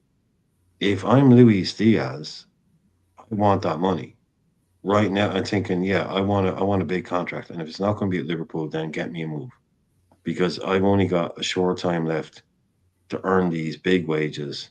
I've had a great time at Porto and Liverpool, but that's how I would. I'm not saying that's how he would look at it, but I'm just saying that's how I think I would be looking at this. Because 50 grand a week for someone like him, when he's talking to people out in different countries and they're like, oh, I'm on 300k out in Saudi, or I'm on 180k at bloody Tottenham, and they're not as good as him or whatever, So I think for him, either we or give him a big contract, I think we might have an issue there. But I don't think Barcelona can push the boat out for Diaz. They might put, it's if you're waiting on them to kind of like, they talk about chains when someone is buying your house. They're like, yeah, all I need to do, I want to buy your house, 12. I want to buy your house, dude. I love it. I want the house. But all I have to do is sell my house first. And you're like, oh, okay. Oh, okay. Oh, okay. So you don't have the money to buy my house until you sell your house? Right. Okay. And Barca are like, no, we want Diaz. We want Diaz. And you're like, there's 4 days left in the window. Yeah, we just need to sell this guy. That's them. Would you want to be putting your kind of trust in that club as a Right. Diaz? So they'll come through. They're like, don't worry, Diaz. Don't worry. We'll get this guy sold. We'll pull this lever. When Saudi come in and say, look, Diaz, do you want 400 grand a week? Because we'll give it to you. Yeah. Yeah, that's going to be unique to see if that happens. I'll ask this too to the people and to yourself. Does City's recent form, obviously they just got hammered by Real Madrid, humbled, and there's a lot going on there. Do you think it gives Liverpool an edge in this game, or is it now like kind of like that like wounded animal type thing where like, it's kind of like you want to pet you think it's a nice environment. You go, you can pet the animal. Pet the the shivering dog in the corner and it'll bite your hand type thing. Do you think that's where we're at with City? I see Lalante's back. I'll ask Lalante that question. Yeah, I mean our fans again, like I said, we all expected Plymouth. A lot of our fans were saying, oh, Everton's gonna be we should beat Everton. We'll beat Everton. We didn't do it. Villa, someone was saying in the chat, I can't remember the chat, we got a great record again, but records are there to be broken. So not everything's going to happen every season, and we drop points again. So although it's not a loss apart in Plymouth, so yeah, and then Wolves, we struggled, we were lucky. So listen, I'm not taking anything. The City losing to Real Madrid, I'm not taking anything. They're winning anymore. They're going to come against us. We haven't won there in 9 years. In 9 years, this year is 10 years. So we're just before Sunday's game is 10 years. So I don't take anything from it. City will come back strong regardless. So it's really down to us.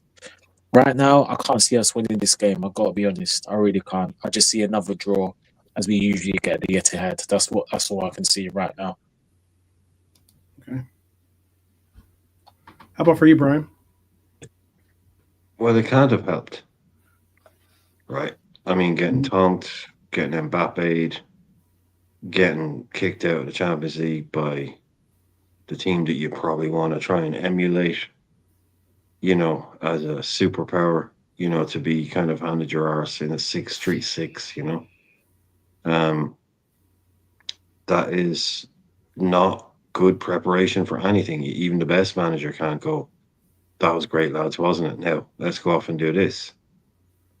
It has to affect the general overall mood. Like I said, this is the best season to be going up against them right now, and it's the best time to play them in a long time.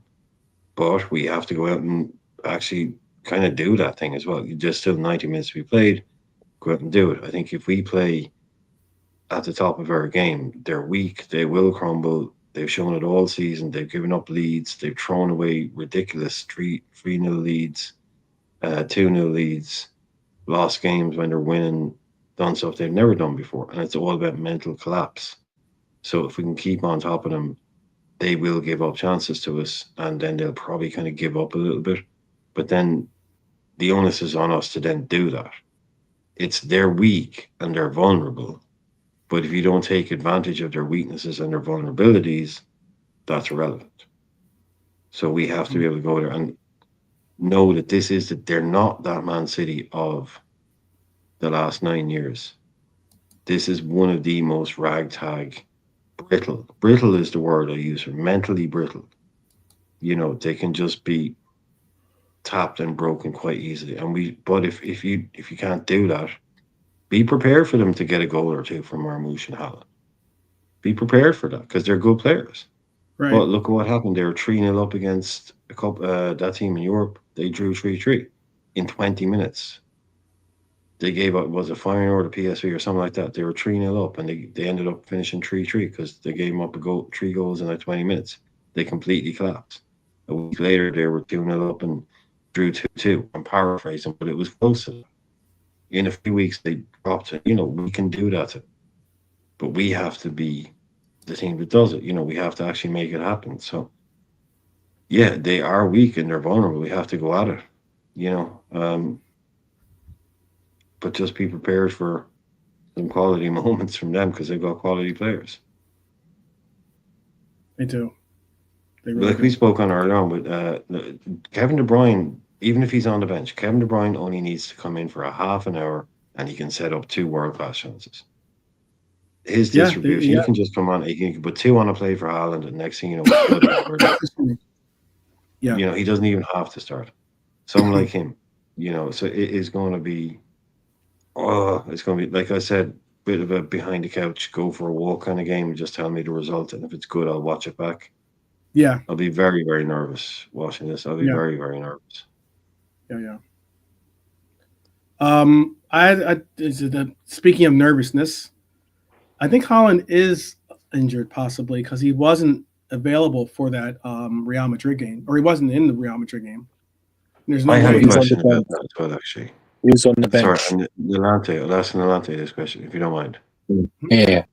What did you think of Pep's comments where he came out and said, we have a 1% chance of winning this game? Mind games. And then he had to roll back from it. Do you think he made a big mistake there and just saying we have a 1% chance of winning that game? And like you said, mind games, but what was the mind game? What was the intention? He just dampening expectation on his team. That's all it is. But he'd be saying something to them privately. Yeah, I don't think I've ever heard him say anything like that, though. It's just kind of. Yeah. Mm-hmm. Yeah.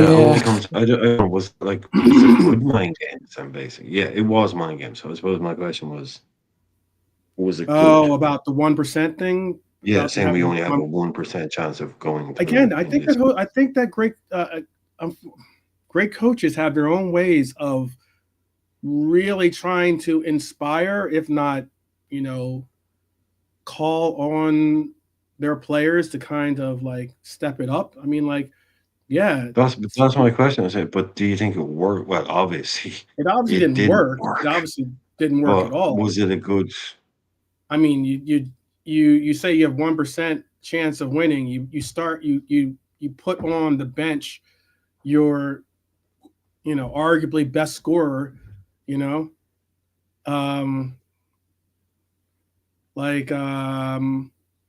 what do you expect? Dustin saying maybe he's just telling the truth, but if he was telling the truth, you wouldn't say it out loud. You don't need to say it out loud. It's like when your manager comes out and goes, "Oh, these boys, give them a 1% chance of getting through." You're like, "Oh, thanks, coach. Thanks for the G up. We've all seen crazy comebacks in the Champions League. It's the Champions League. It's the home of crazy comebacks." I just think it shows a bit of Desperation, you think? just a different type of Pep this year. It's clearly that way. I just hope it all plays into our hands. We can Really, only hope. this weekend.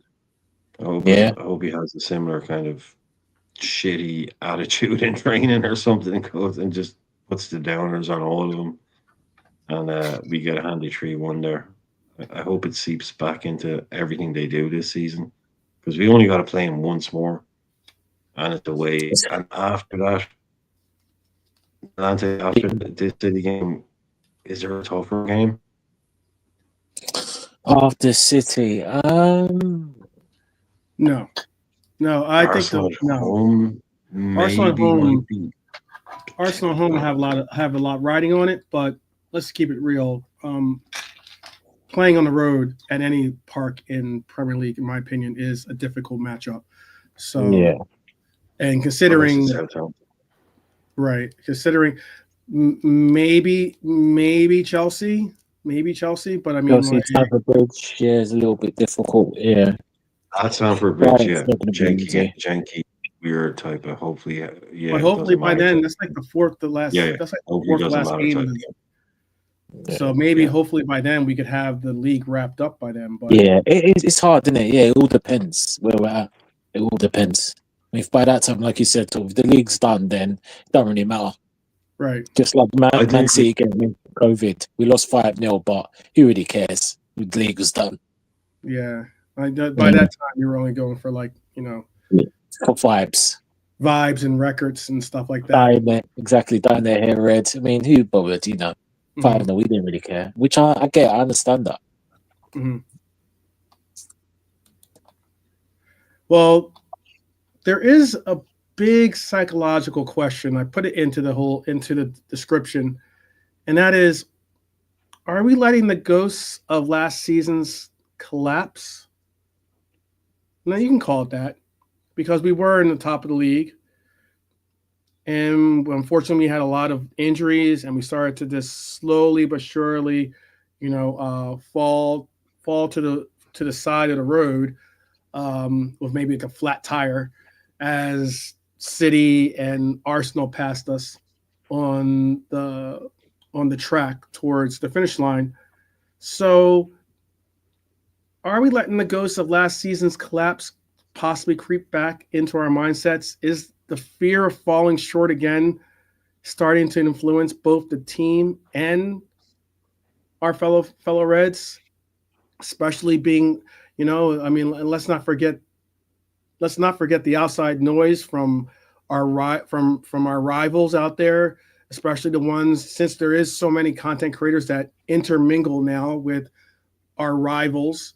And there are so many of even those of us amongst us that are not, I hopefully don't want to say a majority, but there are a number of our content creators out there that like to stir the pot of fear. Do you think the banter is affecting us more than we'd like to admit? I mean, is the fear of repeating last season's collapse influenced our fan base and possibly the team's performances, in your opinion?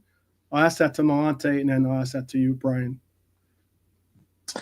The fans, yes. For me, I'm very cautious. As Brian, as I said earlier, in the Irishman, not even just the last season, for previous experiences, we've had it in the palm of our hand, and we've let it. We ain't finished the job. It's like what's the God? I'm just thinking of what's the film I'm thinking of? Not Mission Impossible. There's another film I'm thinking of, but I can't forget. But Mission Impossible. Jack something like that, or Jack Reacher. You've been handed the files. You've got a mission to do. James Bond. You have a mission to do. Go and complete that mission. But James Bond, they usually do it, but in this film we don't. We don't finish the job. We don't finish the mission. So So I would say in terms of the fans, certain fans, yeah, for me, yeah, I'm very cautious. As I said, I'm not gonna. It's still a long way to go. Drop points. We don't know what's gonna happen yet. But in the players, I don't. I don't think so. Even for the experienced players like Salah, Robbo, Trent, VVD, Allison, because they've been there. I don't think it's nerves. I just think they're just playing the game as it is, and some of them they're tired. They need to be rotated. I think in the players. I think they're just kind of taking it game by game because they got the experience, and you got obviously the graphs are it's all new to them, kind of in a sense in that context. So more fans than the players, if I'm honest. Okay. Okay. How about for Oh you, God, Brian? not the players. No, no, not the player. I think you've got some like Virgil coming out there going a week ago, going, look, I told the lads a while ago, it ain't going to be easy. It ain't going to be straightforward. There's going to be ups and downs. You know, we're not going to be 10 points up all season. You know, especially with the game in hand and things like that. 12 fixtures, this might drop to 5, Right. to 4. And you got to be prepared for that and you got to be ready for it. And he said, look, I've been there on both sides. I've lost one and I've won one, or I've lost more than one. But he's been there. Right. So you have a tiller like, you have someone at the tiller like that trying to hold it all down. You know, that's your drummer at the back. Just keep that beat. Just if it gets a bit scatty around, the drummer can just keep the beat and everything will come back to that eventually. You know, but he just keeps everything on time. That's what you need. Virgil just being calm and just silky at the back and trying to keep everyone calm and realize, yeah, that result didn't go our way. But we can't, you know, it's like Hero said there, it's the hardest part of the season. Stan Collymore said it a couple of days ago. Yeah, this is the biggest week of the Premier League season so far. Liverpool playing Villa and City. Because if we win both, I said, if we win both, that's game over. But he said, imagine they lose both and Arsenal win. You know, this is such a pivotal week. That's why the stress is there. That's why I'm tired and a bit drained. Um, it's because this is a huge part of the season right now. We can't lose it now, but we could win it. Right. That bit is gone, you know, but we have to move. But it's so tight because people are looking at going, yeah, but if Arsenal win, it's 3 points, and geez, man, we were 10 points.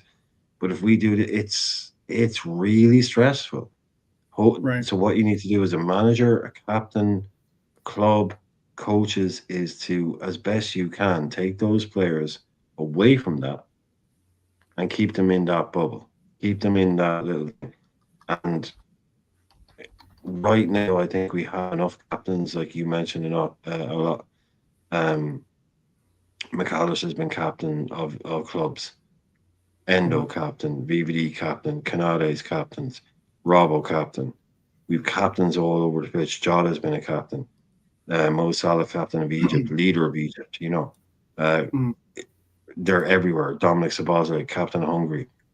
We have Right. strong, strong personalities, so we need to dial them in now and realize this is fun, isn't it?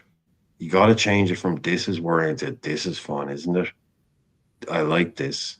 This is good. I like this energy. Let's go. You know, take the fear. I think is something you have in your title, resisting that fear factor. Take that and turn it into, oh, this is going to be fun when we win this. I can't wait for Arsenal to think they have a chance. You know, just turn it into that. Resist that fear Right. factor and turn it into what we're going to need to win. But it is stressful. Yeah, right now it is stressful. But then we're going to coast home 7-11 at home, man. In a few weeks, we'll be wondering what we were worrying about, what we were also stressed about. Because we'll knock up a few wins.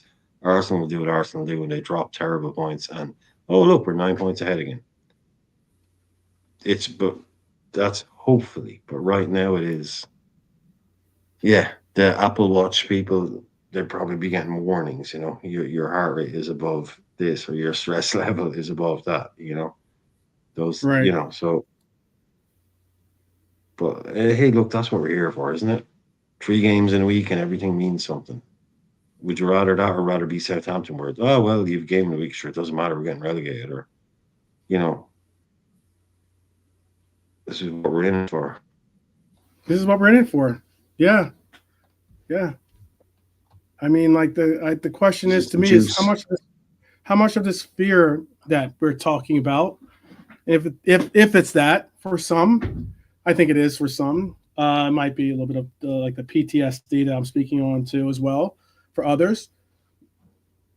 But how much of this fear is internal and how much is fueled by the rivals, do you think? Because a lot of times, some of this, some of it's built up by the sense of, oh, I'm going to get bantered, or oh, I'm going to get this, or I'm going to get that. No, not that you're very strong on this because you did a good piece on my show earlier about where your thing has come from, like what we've done in the past. It's not just. Yeah, no, I was saying, go and check it out again once again for Irishman's channel, and I'm going to check it out. He's back on the scene now. Max, where you at, Max? But no, look, I was just saying, there's been a line again of yet so near, yet so far from since the Premier League era. I can read off the seasons. There was two in the there was two in the 90s, and then in the 2000s there was another two. 02 and then 09, and then obviously the tens. We know the famous 14 season, and then 9 and 19, and then again in the next century in the 20s there's been 22 and last year. And again, I mean, people can be harsh, and like I said, I'm very, I mean, not a lot of people agree. I felt that we bottled it at the end. I felt, we had the chance, but we bottled it at the end. So that's why I'm very, very cautious with this team. And and it just amazes me when Liverpool fans say, online, I have to speak, not the ones at the ground, aka Answers, is saying that, oh, this league is done. It was never done. And it never will be. It's only done until mathematically we wrap it up. And we have instances we've been in the poll, we haven't done the job. Like I said, Mission Impossible, James Bond, aka James Bond, we don't finish the mission. And that is what is presenting ourselves here. Will we do it? We all hope. Will we do it? That's another matter. But again, in the words of our illustrious colleague who's not here, JK, we would say is, look, we're top of the Champions League, we're in the Carabao Cup final, we're 8 points clear with a game more. So I guess there's nothing to worry about, right? So we shall see. And that's JK If talking. that's all you talk about, then there's no show. Your show is 5 seconds long. Right. Yeah. We're top of the league, top Champions League, nothing to worry about. See you, lads. See you tomorrow. Thanks for being here. Yeah. Anyways, the JK, but yeah. But like I said, but as we know, football doesn't work like that. We could be, in a position where Arsenal win, we lose, and then 5 points. The 5 points with the game in hand, we can make it 2. And people can talk about Arsenal's injuries, but it's not impossible. Listen, look at last season. When we had all those injuries, I thought we played some of the best, apart from the early season, I thought that some of the best football of the season. And when the Salahs, the Sobos, all these players came back, they didn't do anything for us. We started choking, and we just kind of choking the games that matter. So, injuries can happen, but sometimes it rallies up. When all these players were injured, we played some great football. But Barcelona, yeah, Barcelona, corner taken quickly. Origi, and Shaqiri. Yeah, there's big that. boys are out that way. Salah was out and Bobby was out, or Salah and Mane Yeah. or whatever it was. It was So the boys came in, the sub came in, Origi, Shaqiri. Other players step up, and this is what. Yeah, look at last week. Everyone's talking about Arsenal's injuries, which I get it, but look, they still got the job done. Moreno came and he scored 2 goals, and this is it. Just because Arsenal's got injuries doesn't mean the fact that they can't still win this, depending on what the players back. Last season, what did we have? Like Brentford, Chelsea, there's Dans was stepping up, the youngsters stepped up. And like when we had Salah, so when the big guns came back, we flopped. We bottled it.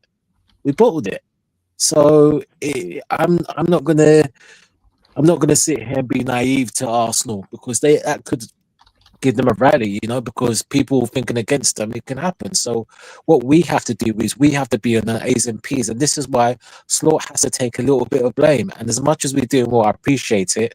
Thank you very much, Arne. You're not rotating the players. I'm just gonna clarify just 3 names: Endo, Elliott, and Kwanzaa. Now we can say about form, and I know with Kwanzaa I get it, but Or obviously Joe Gomez for you before he got injured. Well, but I don't. And obviously Joey would have played more as well. Some good news, Yeah. by the way. Good news is that Joey had successful surgery, and that it is looking like he's targeting a return. He's going to be targeted for a return before the end of the season, and it's going to be a return for some very crucial games for us. So looks like Joey is going to be able to get back to helping us and contributing towards this March. So big up to Joey G. Oh, and that's great news. Speedy recovery, by the way. 100%. For it, yeah. No, that's great news. The boy has no look whatsoever. The only time, and I'm glad it fell right for him, the only time basically he was either in the team or, was kind of the main guy was the year we just happened to win a league title. Delante often talks about it, and people never bring it up. The centre-half pairing that won us the league was VVD and Gomez. Not VVD and Evo, not Matip. That was the starting centre-half partnership. So even though he's had horrible luck, I think it's great that he can say, a lot of people, I got a medal. But it's like Joey's like, no, I have a medal and I played. I was part of the first team. I was one of the people and he was brilliant. Right. But no luck, man. Just zero luck. So hopefully, he can come back and help us get home. Last few games, like I said, I said earlier on, if he was 2 or 3 years younger and had a lot more luck, I wouldn't even be surprised if he had become our starting left back this season, which would have allowed Slot to kind of make like that back 3 that you're talking about him wanting to use with a right back going forward, using a more defensive. I think he would have at least gotten a lot more games. Rather than, I just think a fully fit Joey Gomez, someone who can play all those positions, why wouldn't Arne Slot love him? That's just basically a Dutch defender with an English passport. Play left back, right back, centre half, whatever you need me to do. He would have gotten a lot more games, but yeah, it'd be great to see him come back, especially if we lift this title that we're hoping to lift. Mm-hmm. Because someone like him, he's outlived Klopp. He was before Klopp, and he's still here, and Klopp is gone. Not many people can say that. This guy has been through the ringer with us. We backed him, new contracts, even when injured, and all of that. But yeah, it's a great story from him. He's had more comebacks than, I don't know, some guy who's had a lot of Rocky. He's just like the amount of times he's done. He's going to Newcastle. He's going to be sold.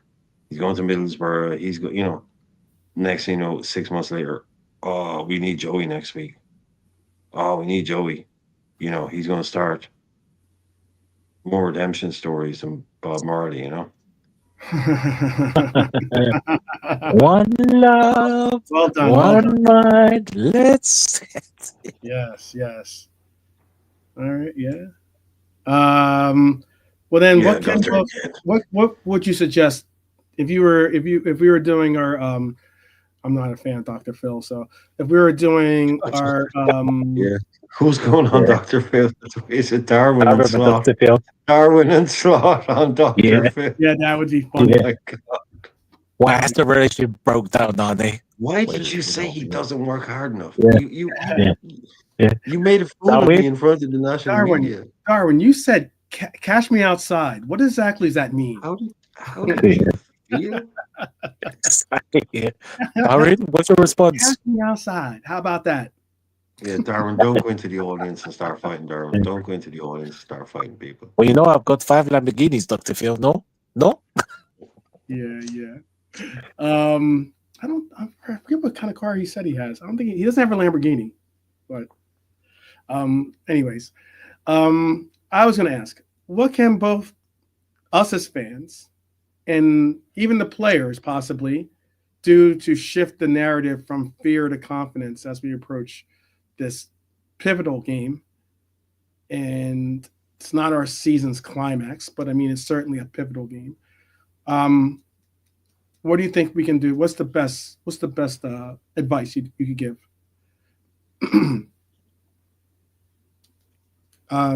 You want to don't? I know. Lante, you want to step up for that one?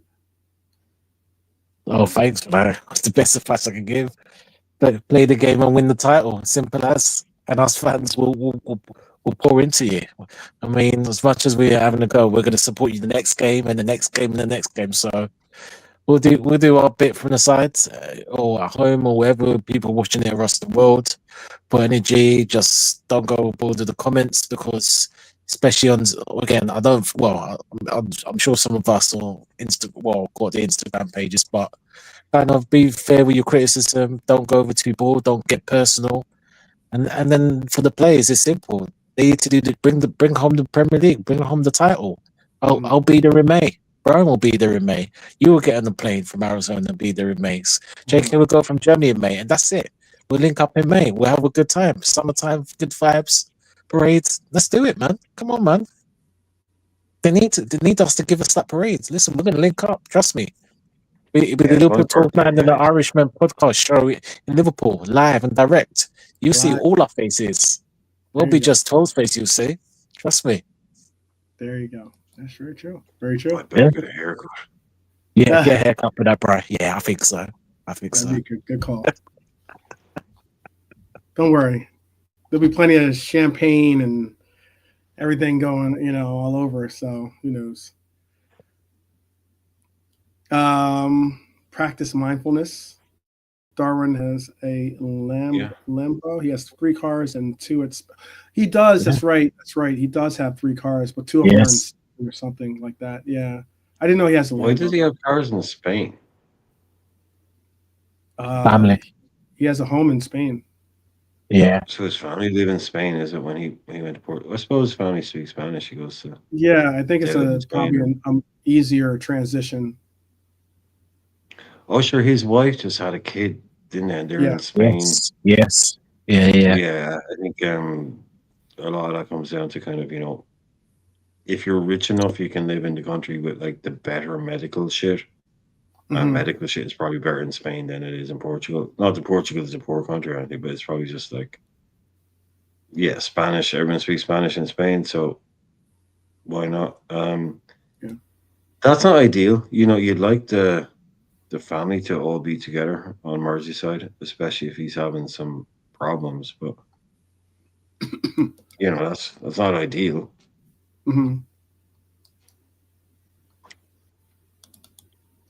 But yeah, before that game, what can we do? We can't do anything before the game.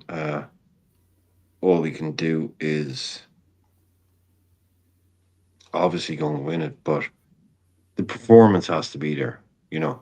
I did want to mention, like, with what Slot was talking about earlier on. I thought it was quite funny when he was talking about Trent being taken off.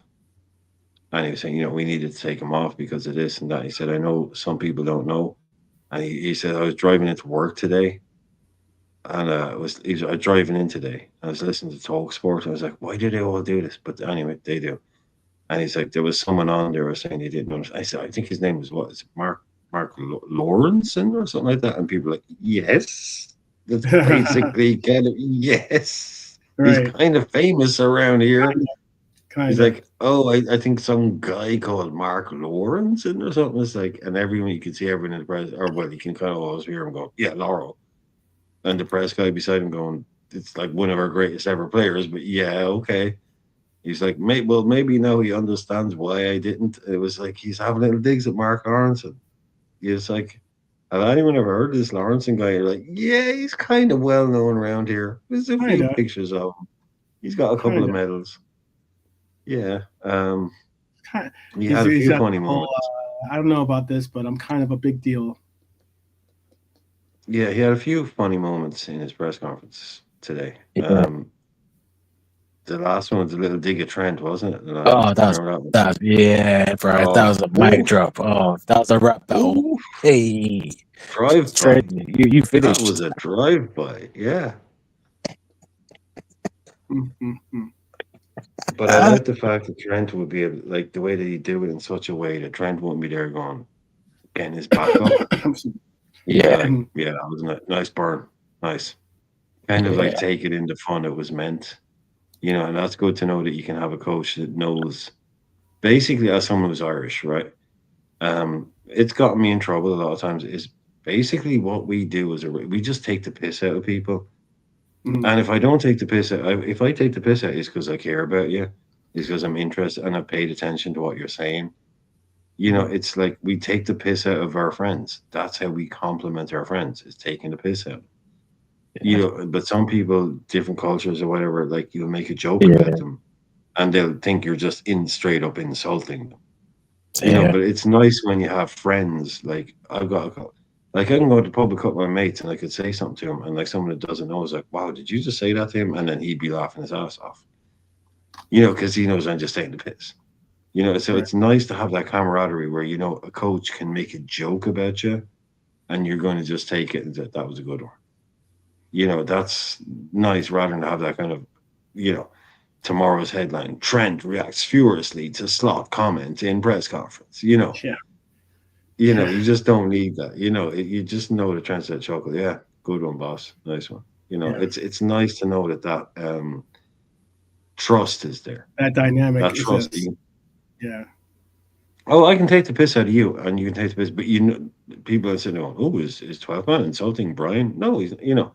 It's because it's just you just know. It's just like that kind of thing where if you could make a headline out of that if you wanted, Mhm. but he gets up and he walks away and it's a laugh, and everyone knows.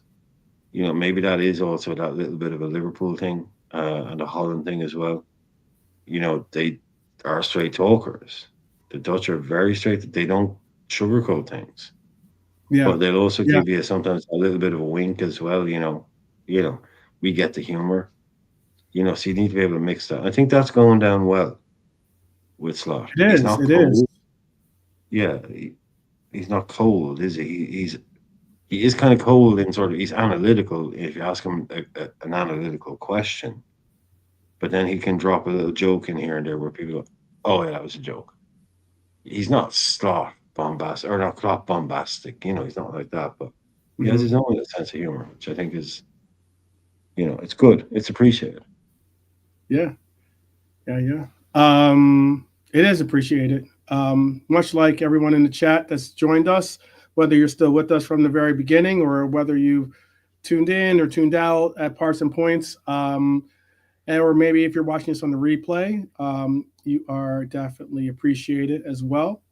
We'd all, like I said, don't always have the same opinions on things. That's why it's good to have a kind of a platform to be able to discuss things and be able to air out some of the concepts or perceptions that we do have and be able to include each other in those conversations. And it's very unique, very unique. It's a very unique community and atmosphere that I'm a part of, that we are a part of. But I'm just speaking for myself. I'm a part of, in that it's almost like 2 years I've been doing YouTube now, and it's been pretty much 2 years where I've been doing it pretty consistently. By each and every day, pretty much, because now football is pretty much almost like a year-round thing, and it's unique in that there are certain people that you befriend and certain people that unfriend you for some reasons. And there was there was something unique that happened too, because I'll just a quick little story. There was something unique in that this isn't someone that's like a friend or something, but it was a unique interaction in that a certain content creator spoke on the home and away fans. He said the home and away fans, because I just saw another comment about Darwin. Home and away fans support Darwin, whether he's good, whether he's bad. They're going to still chant out his name if he misses the shot, or if he does whatever he does. They're still going to support him.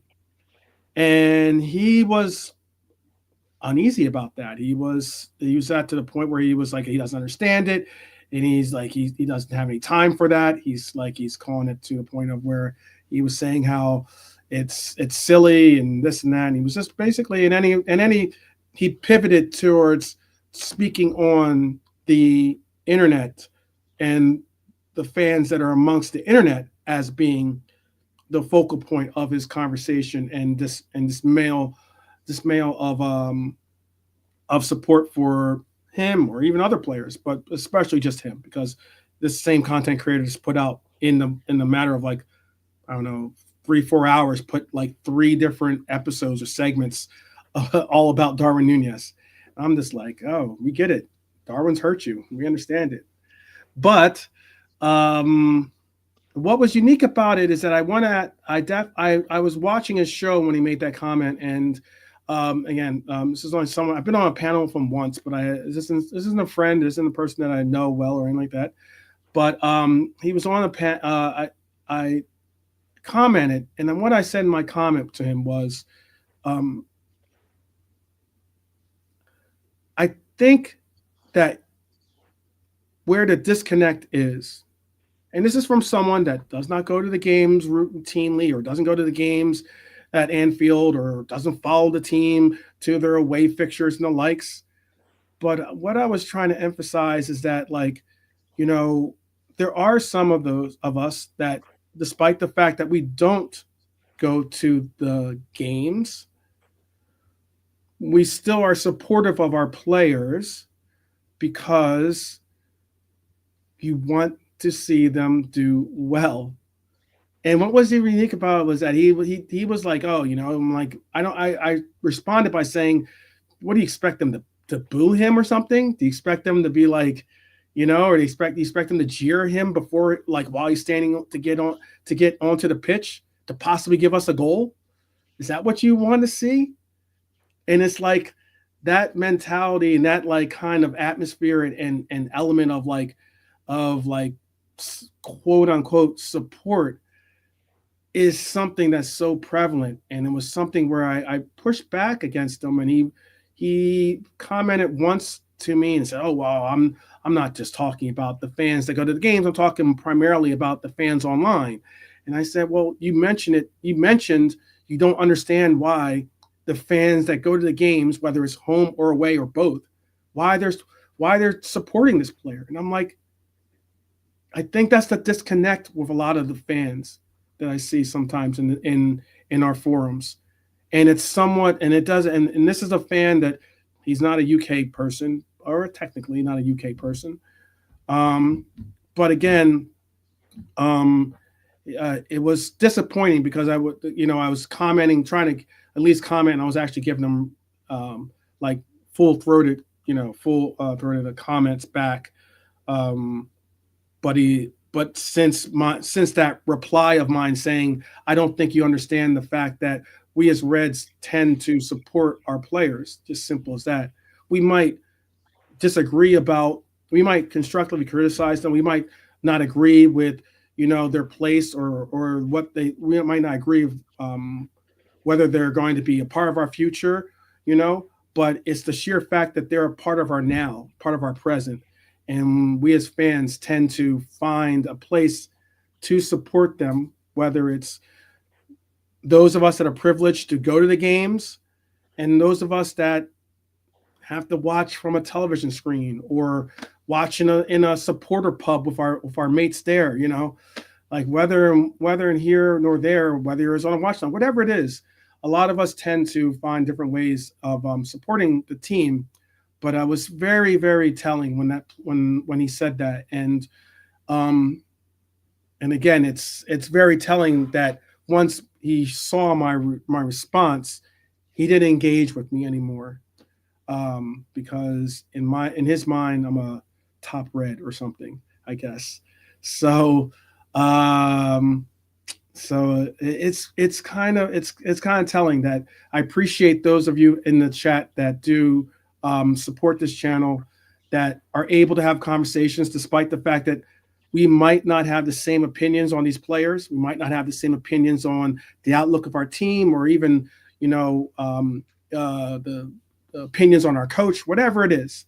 But at least as Reds, we support each other by being here, by being supportive of our club, and being able to have a forum to speak on it. And that's why I do appreciate it. And I think that that's one unique thing about our channel that is, it's not easy, because a lot of the other channels tend to get a lot more support and a lot more, attention and acclaim. But it doesn't make it easy to continue to push on. But when I do see you guys tune in, it does make it all worth the while to make me know that I'm not walking this walk alone. So I do appreciate the panel, and I wanted to say I appreciate you in the chat. So before we end, since we're a little bit past the 2-hour mark, I'm going to say, if you can, definitely leave some of your predictions. Maybe we're going to do a city preview, but you can give your comments. I have a trivia question. Oh, you have a trivia question? Okay, before we end, read my mind. I had one too. Yeah. Oh, So wow. Darren goes first. All right, let's do it. We were talking recently about how, now you know me, I don't just come out, I bring context. This is why I'm on channels. I bring context. I'm only joking. We were speaking recently how about we had our first non-English squad in a game. It was the first time we had a team with no English players in the team. Yeah. But in the 1992-93 season, which was the first of the Premier League, things were a little bit different. Very, very UK centric, right? So in the 1992-1993 season, the first in the Premier League, only 2 non-UK players scored for Liverpool in the league. So only 2 players who weren't English, Northern Irish, Welsh, or Scottish scored for us in that league season. Who were they? Who were the only 2 non-UK players to score goals in the Premier League for Liverpool in the 1992-93 season, first ever Premier League season? Ronnie Rosenthal. Okay, so what was, I'm sorry, I was typing a response to Marion. What was the exact question again? Repeat the question for us. Sorry. Oh, sorry. She Yeah, said something. in the 19. I needed a response. Yeah, in the 1992-93 season, only 2 players were not from the UK, i.e. England, Northern Ireland, Scotland, or Wales, scored for us in the Premier League. So only 2 non-UK players scored goals for Liverpool in the inaugural Premier League season. Ooh. What were those? Who were those 2 players? He's one of them. Ronnie. I've heard you. I'm not going to give anything away. I'm going to log them. I'm going to give everyone a chance. Oh, okay. So, all right. Yeah. Have it logged. I know what you said. Oh, okay. I didn't hear what he said. What was your answer, Monte? I said Ronnie Rosenthal. Okay. Was one.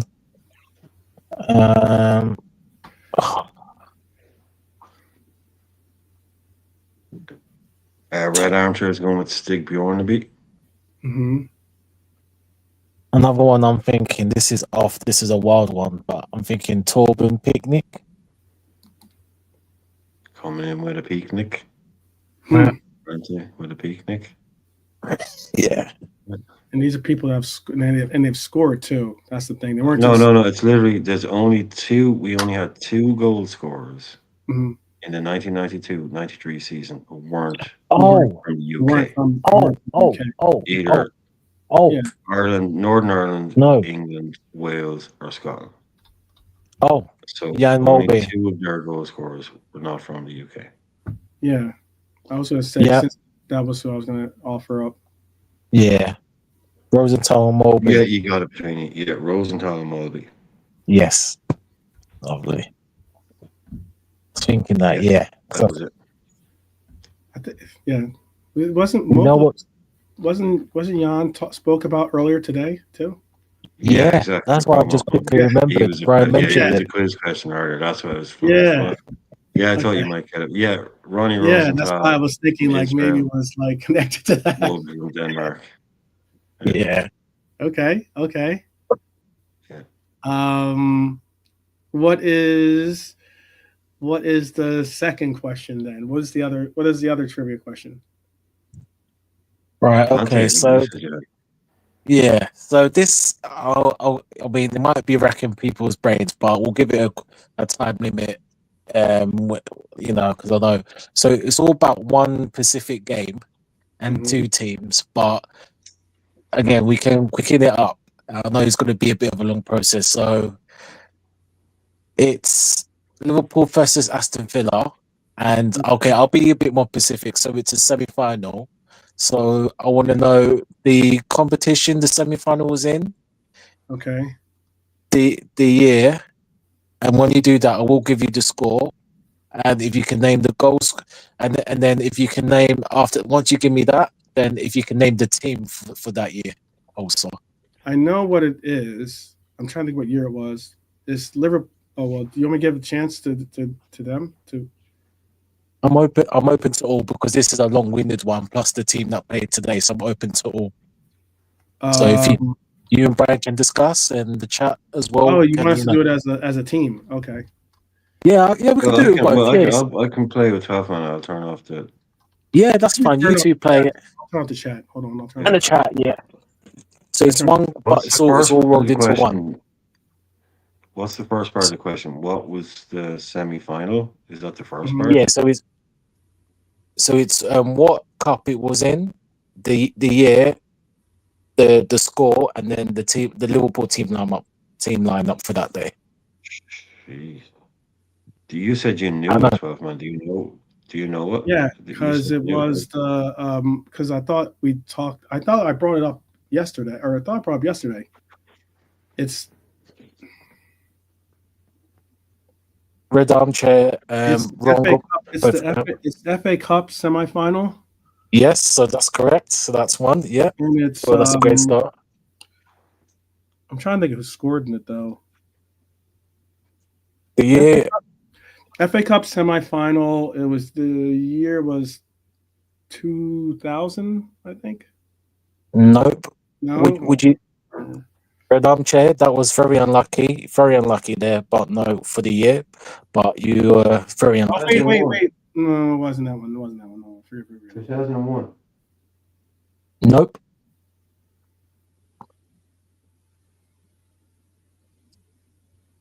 From Brian. Before you go, 12 from Brian the chat. Would you like me to direct you into what the year in terms of? Yeah, FA Cup semi-final. Yeah, so that perfect, great stuff. What did I say the score? Was it 2-1? We have to get the year first. Yeah, 2-1. Nope. No, all right. Then I'm thinking of something else. Then I don't remember it, so I don't know what year it was. And just hands up. No, it wasn't 2000. Red Armchair, you're in the right section era, so you're in the right era, so that's correct. So it's just the year. Would you guys? Was it 2000? 2015? No. No. Would you like me to give you a little hintish, just to give you push you in the right direction? Who's the man? Who's the Aston Villa manager? Yeah, we're playing as a group. Okay, so I'll just keep. I'll talk to Brian about it. Okay. No, it's just me and 12. I have to chat off anyway. So who is the Aston Villa manager? Okay, yeah, I can give you that. I will give you that. The Yeah. Aston Villa Is that a bigger manager. hint than the one you were going to give, or a smaller hint? I If it's a think it bigger will be a hint. you can give I'll yours be is fair because I didn't say that, so that I'll give you. I'll give you that. I'll give you that. That's fine. How about the hint is? I was gonna say, can you give the Okay. hint? Did we win or did we lose? Oh no. Okay, Well, we won the have to game. get to that apparently. Yeah. So who was the Villa manager? Red Armchair. The year is correct. Well done, Red Armchair. So Red Armchair chat have got the year correct. So we won. Okay. All right. So because we did face Villa in the FA Cup Was that the hint that we won? semifinal, yeah, we won. Was the fact that we won? Was that the Villa hint? beat us that year in 2015. I'm pretty sure, right? No, Ante, was that the hint? The fact think that that we was won, one. was that the hint? The hint. Oh no, that wasn't the hint. I was gonna hint more towards the timeline of the year, but not give you the actual year, but in terms of the era of the year. Okay, go ahead, so. Or the manager, whatever you like. Well, I'll take the hint. Right. Yeah, I'll take give it. up a half a point for a hint.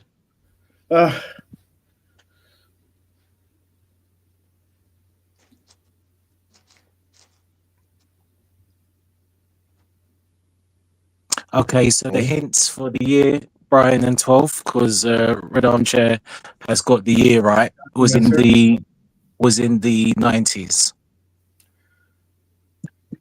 Oh, 97. Oh no. No, it was Wasn't 96. Yep, that's correct. You're right, Brian. 96, correct? yeah, it was 1996. FA Cup semifinal 1996. That's the year Robbie Fowler had the hat trick. Red Armchair manager is wrong in terms of Aston Villa, but that's No. fine if you're just asking. Don't worry about that. That's not part of the question, so that's fine. So yeah, 96. That's correct. So both you in the chat online, you said the FA Cup semi-final, so that's fine. And what was the score in that? I want to say it was like 3-0. 3-2. I think it was 3-0. Nope. No, it was 3-0. Oh, correct. 12. Correct. Fair play.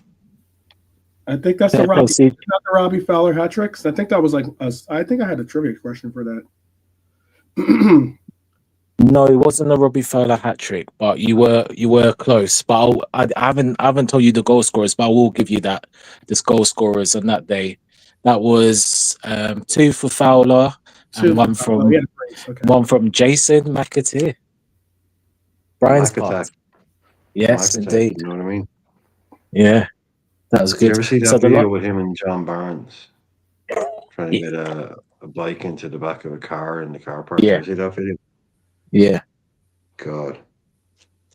Yeah, Jason McAteer, man, famously stupid. Called him Trigger. That was his nickname. Called him Trigger. But yeah. So the I love Jason last McAteer. Brilliant. Yeah, nice quality. Proper spice. Proper old school kind of just in it for the laugh as much as anything else kind of footballer. Yeah. Like, he wouldn't last. He wouldn't last, but he wouldn't enjoy today's game. Those guys were just like, it was all about being in the team and having fun, playing with your mates, all that kind of stuff. Yeah, Red Armchair got the manager. Yeah. I wouldn't have gotten a goal score on that. So the last, I knew Robbie Fowler scored in that, but I thought it was the hat. Yeah, no, you're close. That's close. So the last part of this, again, it's the one that's going to wreck your brain. So if you can name me the team, the Liverpool team for that 3-0 semi-final win. The team. Yes. David James. Who started in the team? Yeah, who started 11? Yeah, correct. That's David one. James. Yeah. Neil Ruddock. Yep. Good call. Well, obviously Robbie started. Well, yeah, obviously Robbie. Yeah. I think didn't Stan the Man start too? Stan. Yep, that's correct. Red Armchair. Sorry, I'm just Scales John Scales. Yep, that's correct. Yeah, That's a good shot. that's your centre half pair in Ruddock and Scales. Yeah, that's correct. Red fullbacks. Armchair. I think Red Armchair, you got about 7 right or 8 there.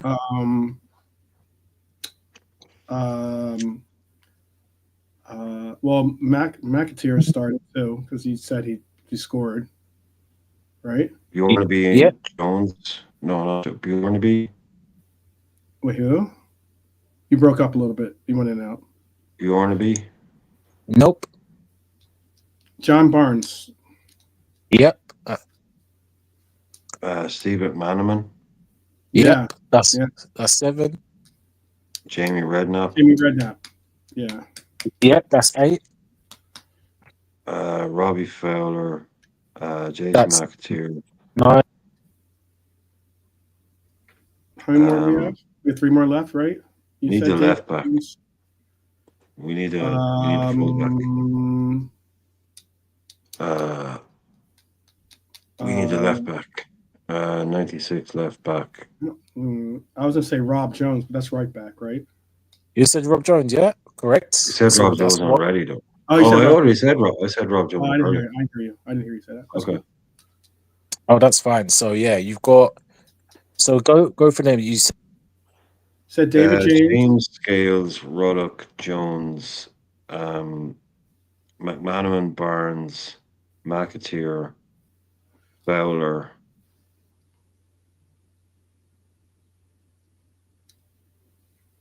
Collymore. So that's Redknapp. 10. Redknapp. Okay. Redknapp. And Okay, so you got one more. That's it. You nearly complete the team. One more. So there's one more player. You're doing well. That's quite good. It's Yeah. just a left back, right?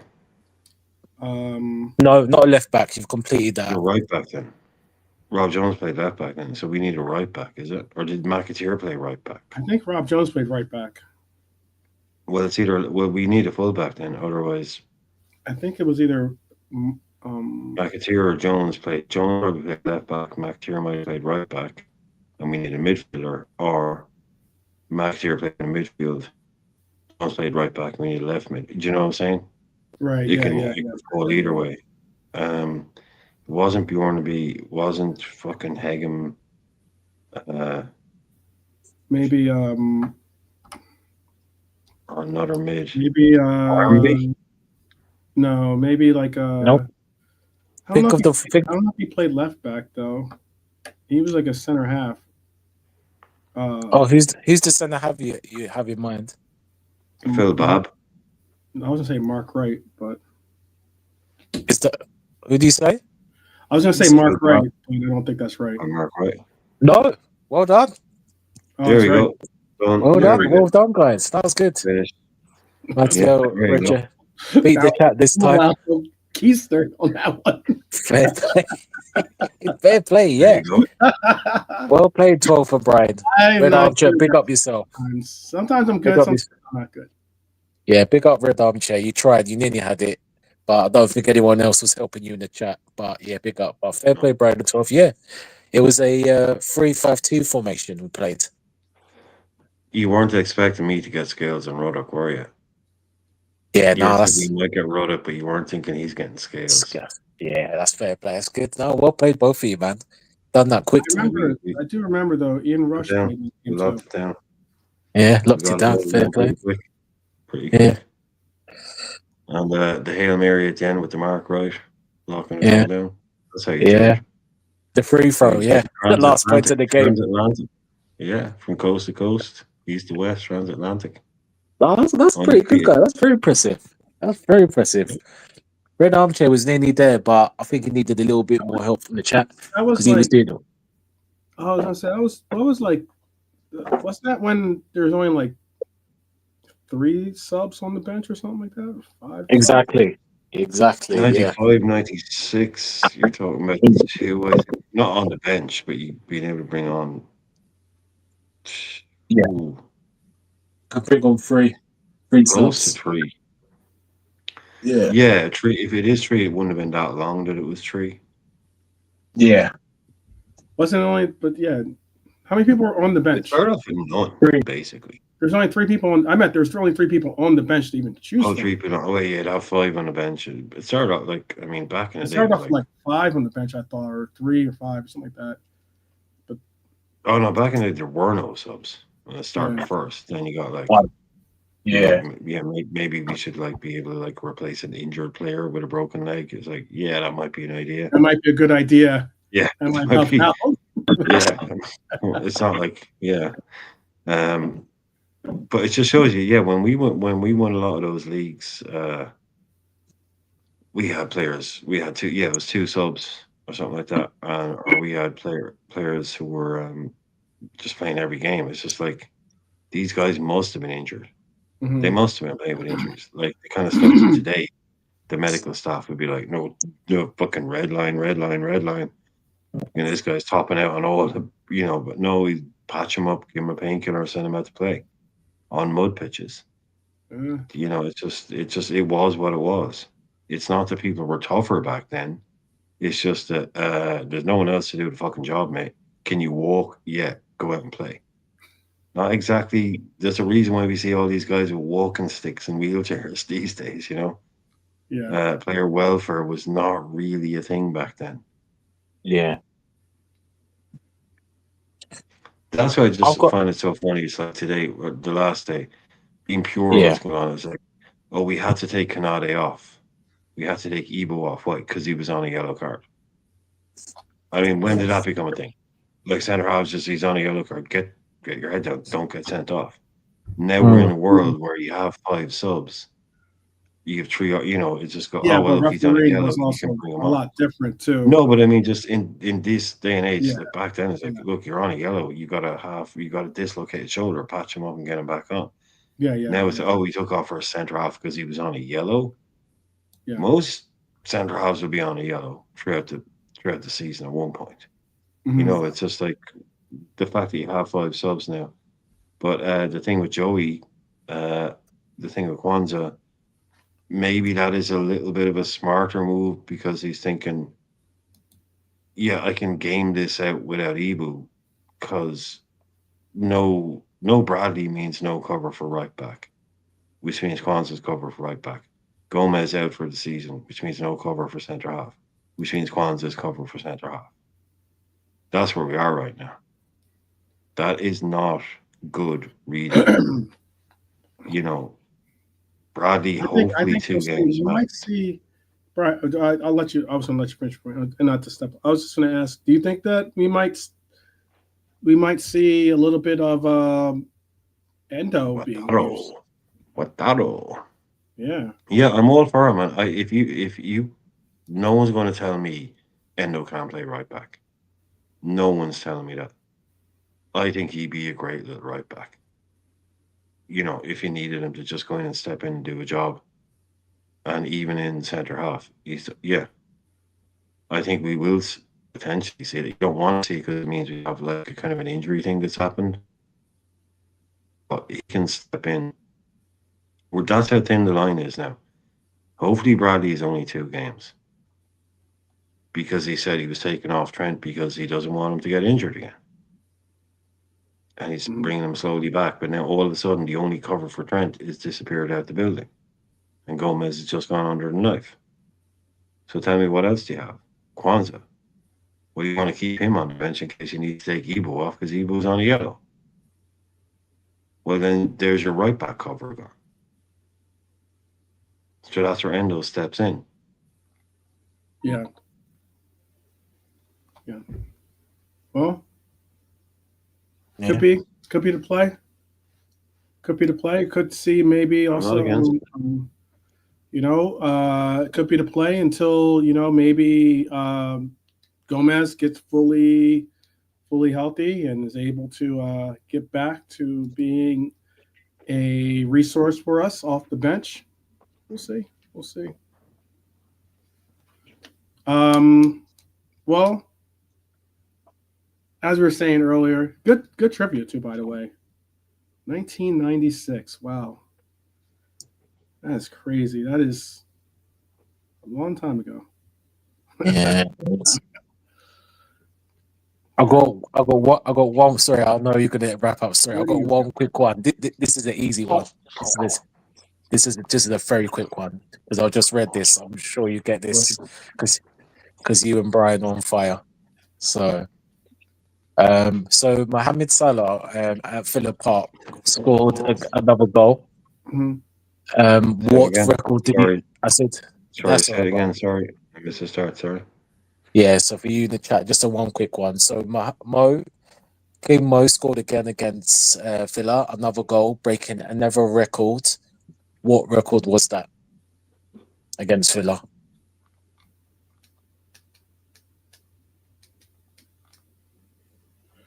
What record did Mohamed Salah break by scoring the goal Yeah, yesterday? yeah. Most consecutive, most how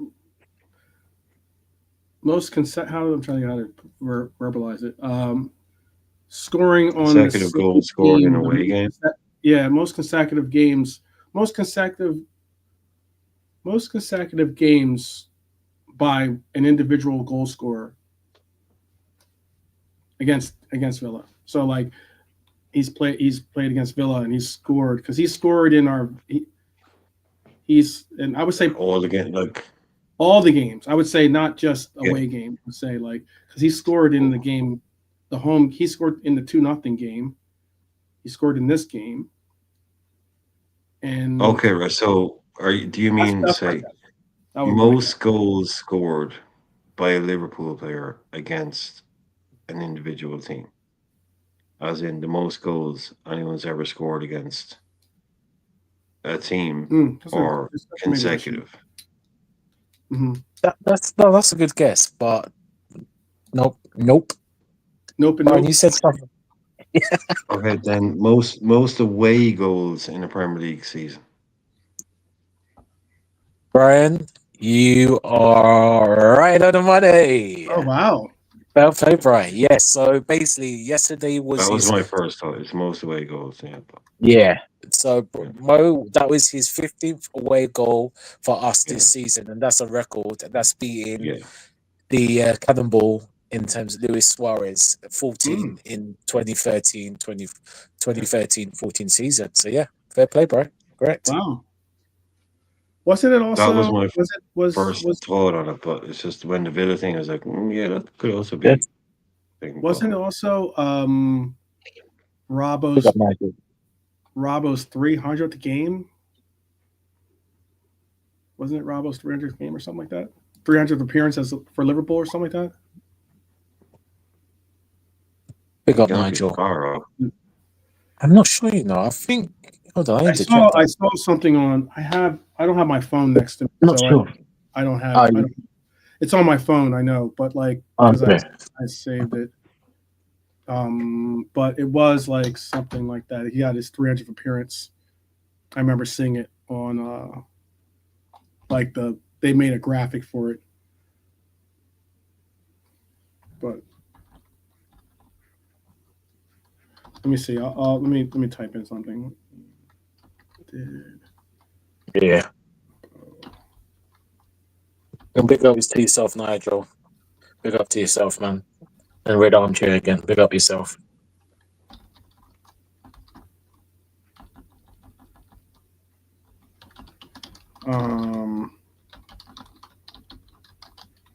Oh yeah, howdy Nigel. I've gone back into the chat there. I'm assuming there's no more trivia, so we can go back into the chat. Nigel, it's good to see you, man. Good to see you. Nigel is a fellow Irishman. Fine Irishman at that. Fine Irishman. Yeah, Liverpool defender Andy Robertson reached a milestone in the Premier League with his 300th match played against Aston Villa.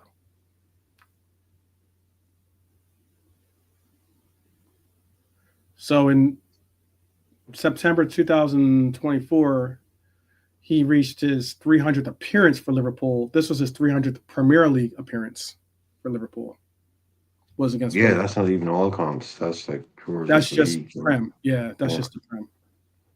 That's pretty impressive because that's like that's pretty good. That's pretty good. Yeah, and with Klopp years, that's probably 400 games. Something like that. Yeah. Yeah. The Okay. I amount got of you. miles Yeah. on the Give us legs. like, wait, let me see. Klopp years are dog years, you know. But yeah, probably the most devastating ever fullback pairing. There's been Yeah. some good ones.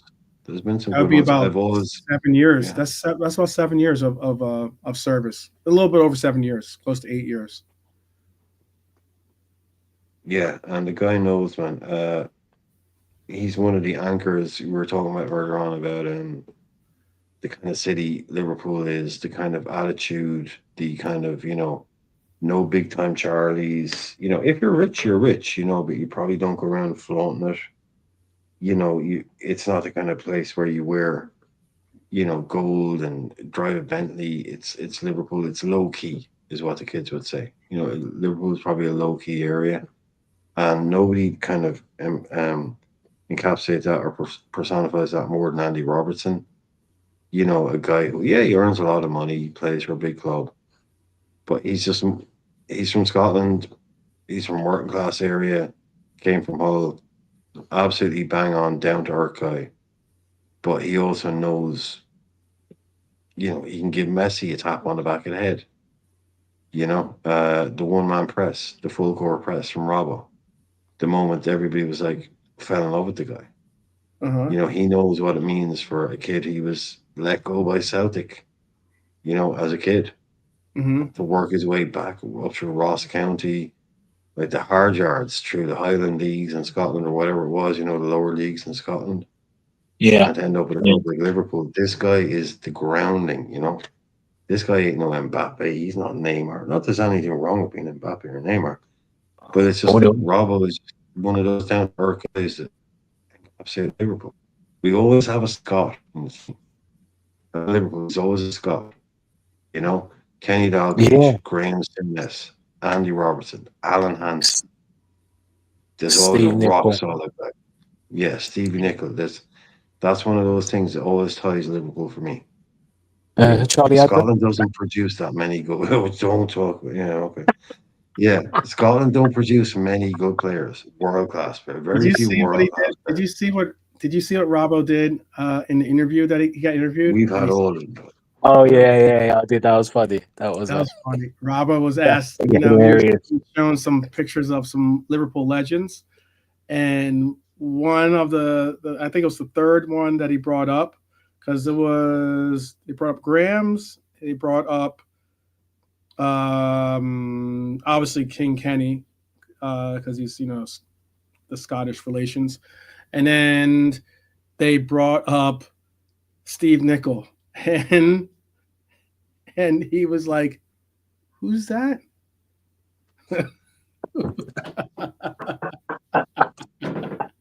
But they showed the clip to Stevie, and Stevie was like, he was just like, he was kind of he didn't know what to say. He kind of was flabbergasted, like, oh man, like, oh, he's like, and everyone was like just having a laugh at him. So he knew what happened. Yeah. He obviously hasn't seen that interview. And he was like, oh wow, okay, all right, I guess, I mean, he's like, I guess it's not a big surprise, But then they're like, we're just kidding with you. And he's like, and they show the rest of the clip, and he goes, "Oh, of course I know who that is." Robbo knows exactly who Stevie Nicol is. Exactly. Steve It Nicol was was like, what? funny. It was pretty funny. It was pretty Disrespectfully. funny. Yeah, because he squinted and was like, who's that? Yeah, Like, No, he's about to say it's funny something. that Stevie Nicol fell for it. It's funny that Stevie Nicol was like, Stevie Nicol should have instantly known, yeah, you're going to pull the rug now. But it's very funny that Stevie is like, oh, a little hurt by it. He doesn't yeah, watch me, he doesn't know me. That was, yeah. because I Yeah. would assume they've met before. I would assume they probably have met. Scottish player played for Liverpool, Andy Robertson. Yeah, he's going to know who Stevie Nicol is. Can't not know who he is. Yeah. It would have been funnier if they showed him a picture of of Craig, and he would have been like, "Who the heck is that? Did he play? is that the one?" No. but Craig Burley, meaning when I say Craig, because he's a Scottish player too. Oh he's- yeah, what a twat. Yeah. He said some funny stuff yesterday. But anyways, yeah, he's got some interesting takes. Some interesting takes, Mr. Burley.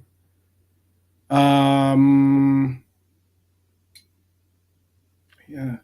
But all right, people.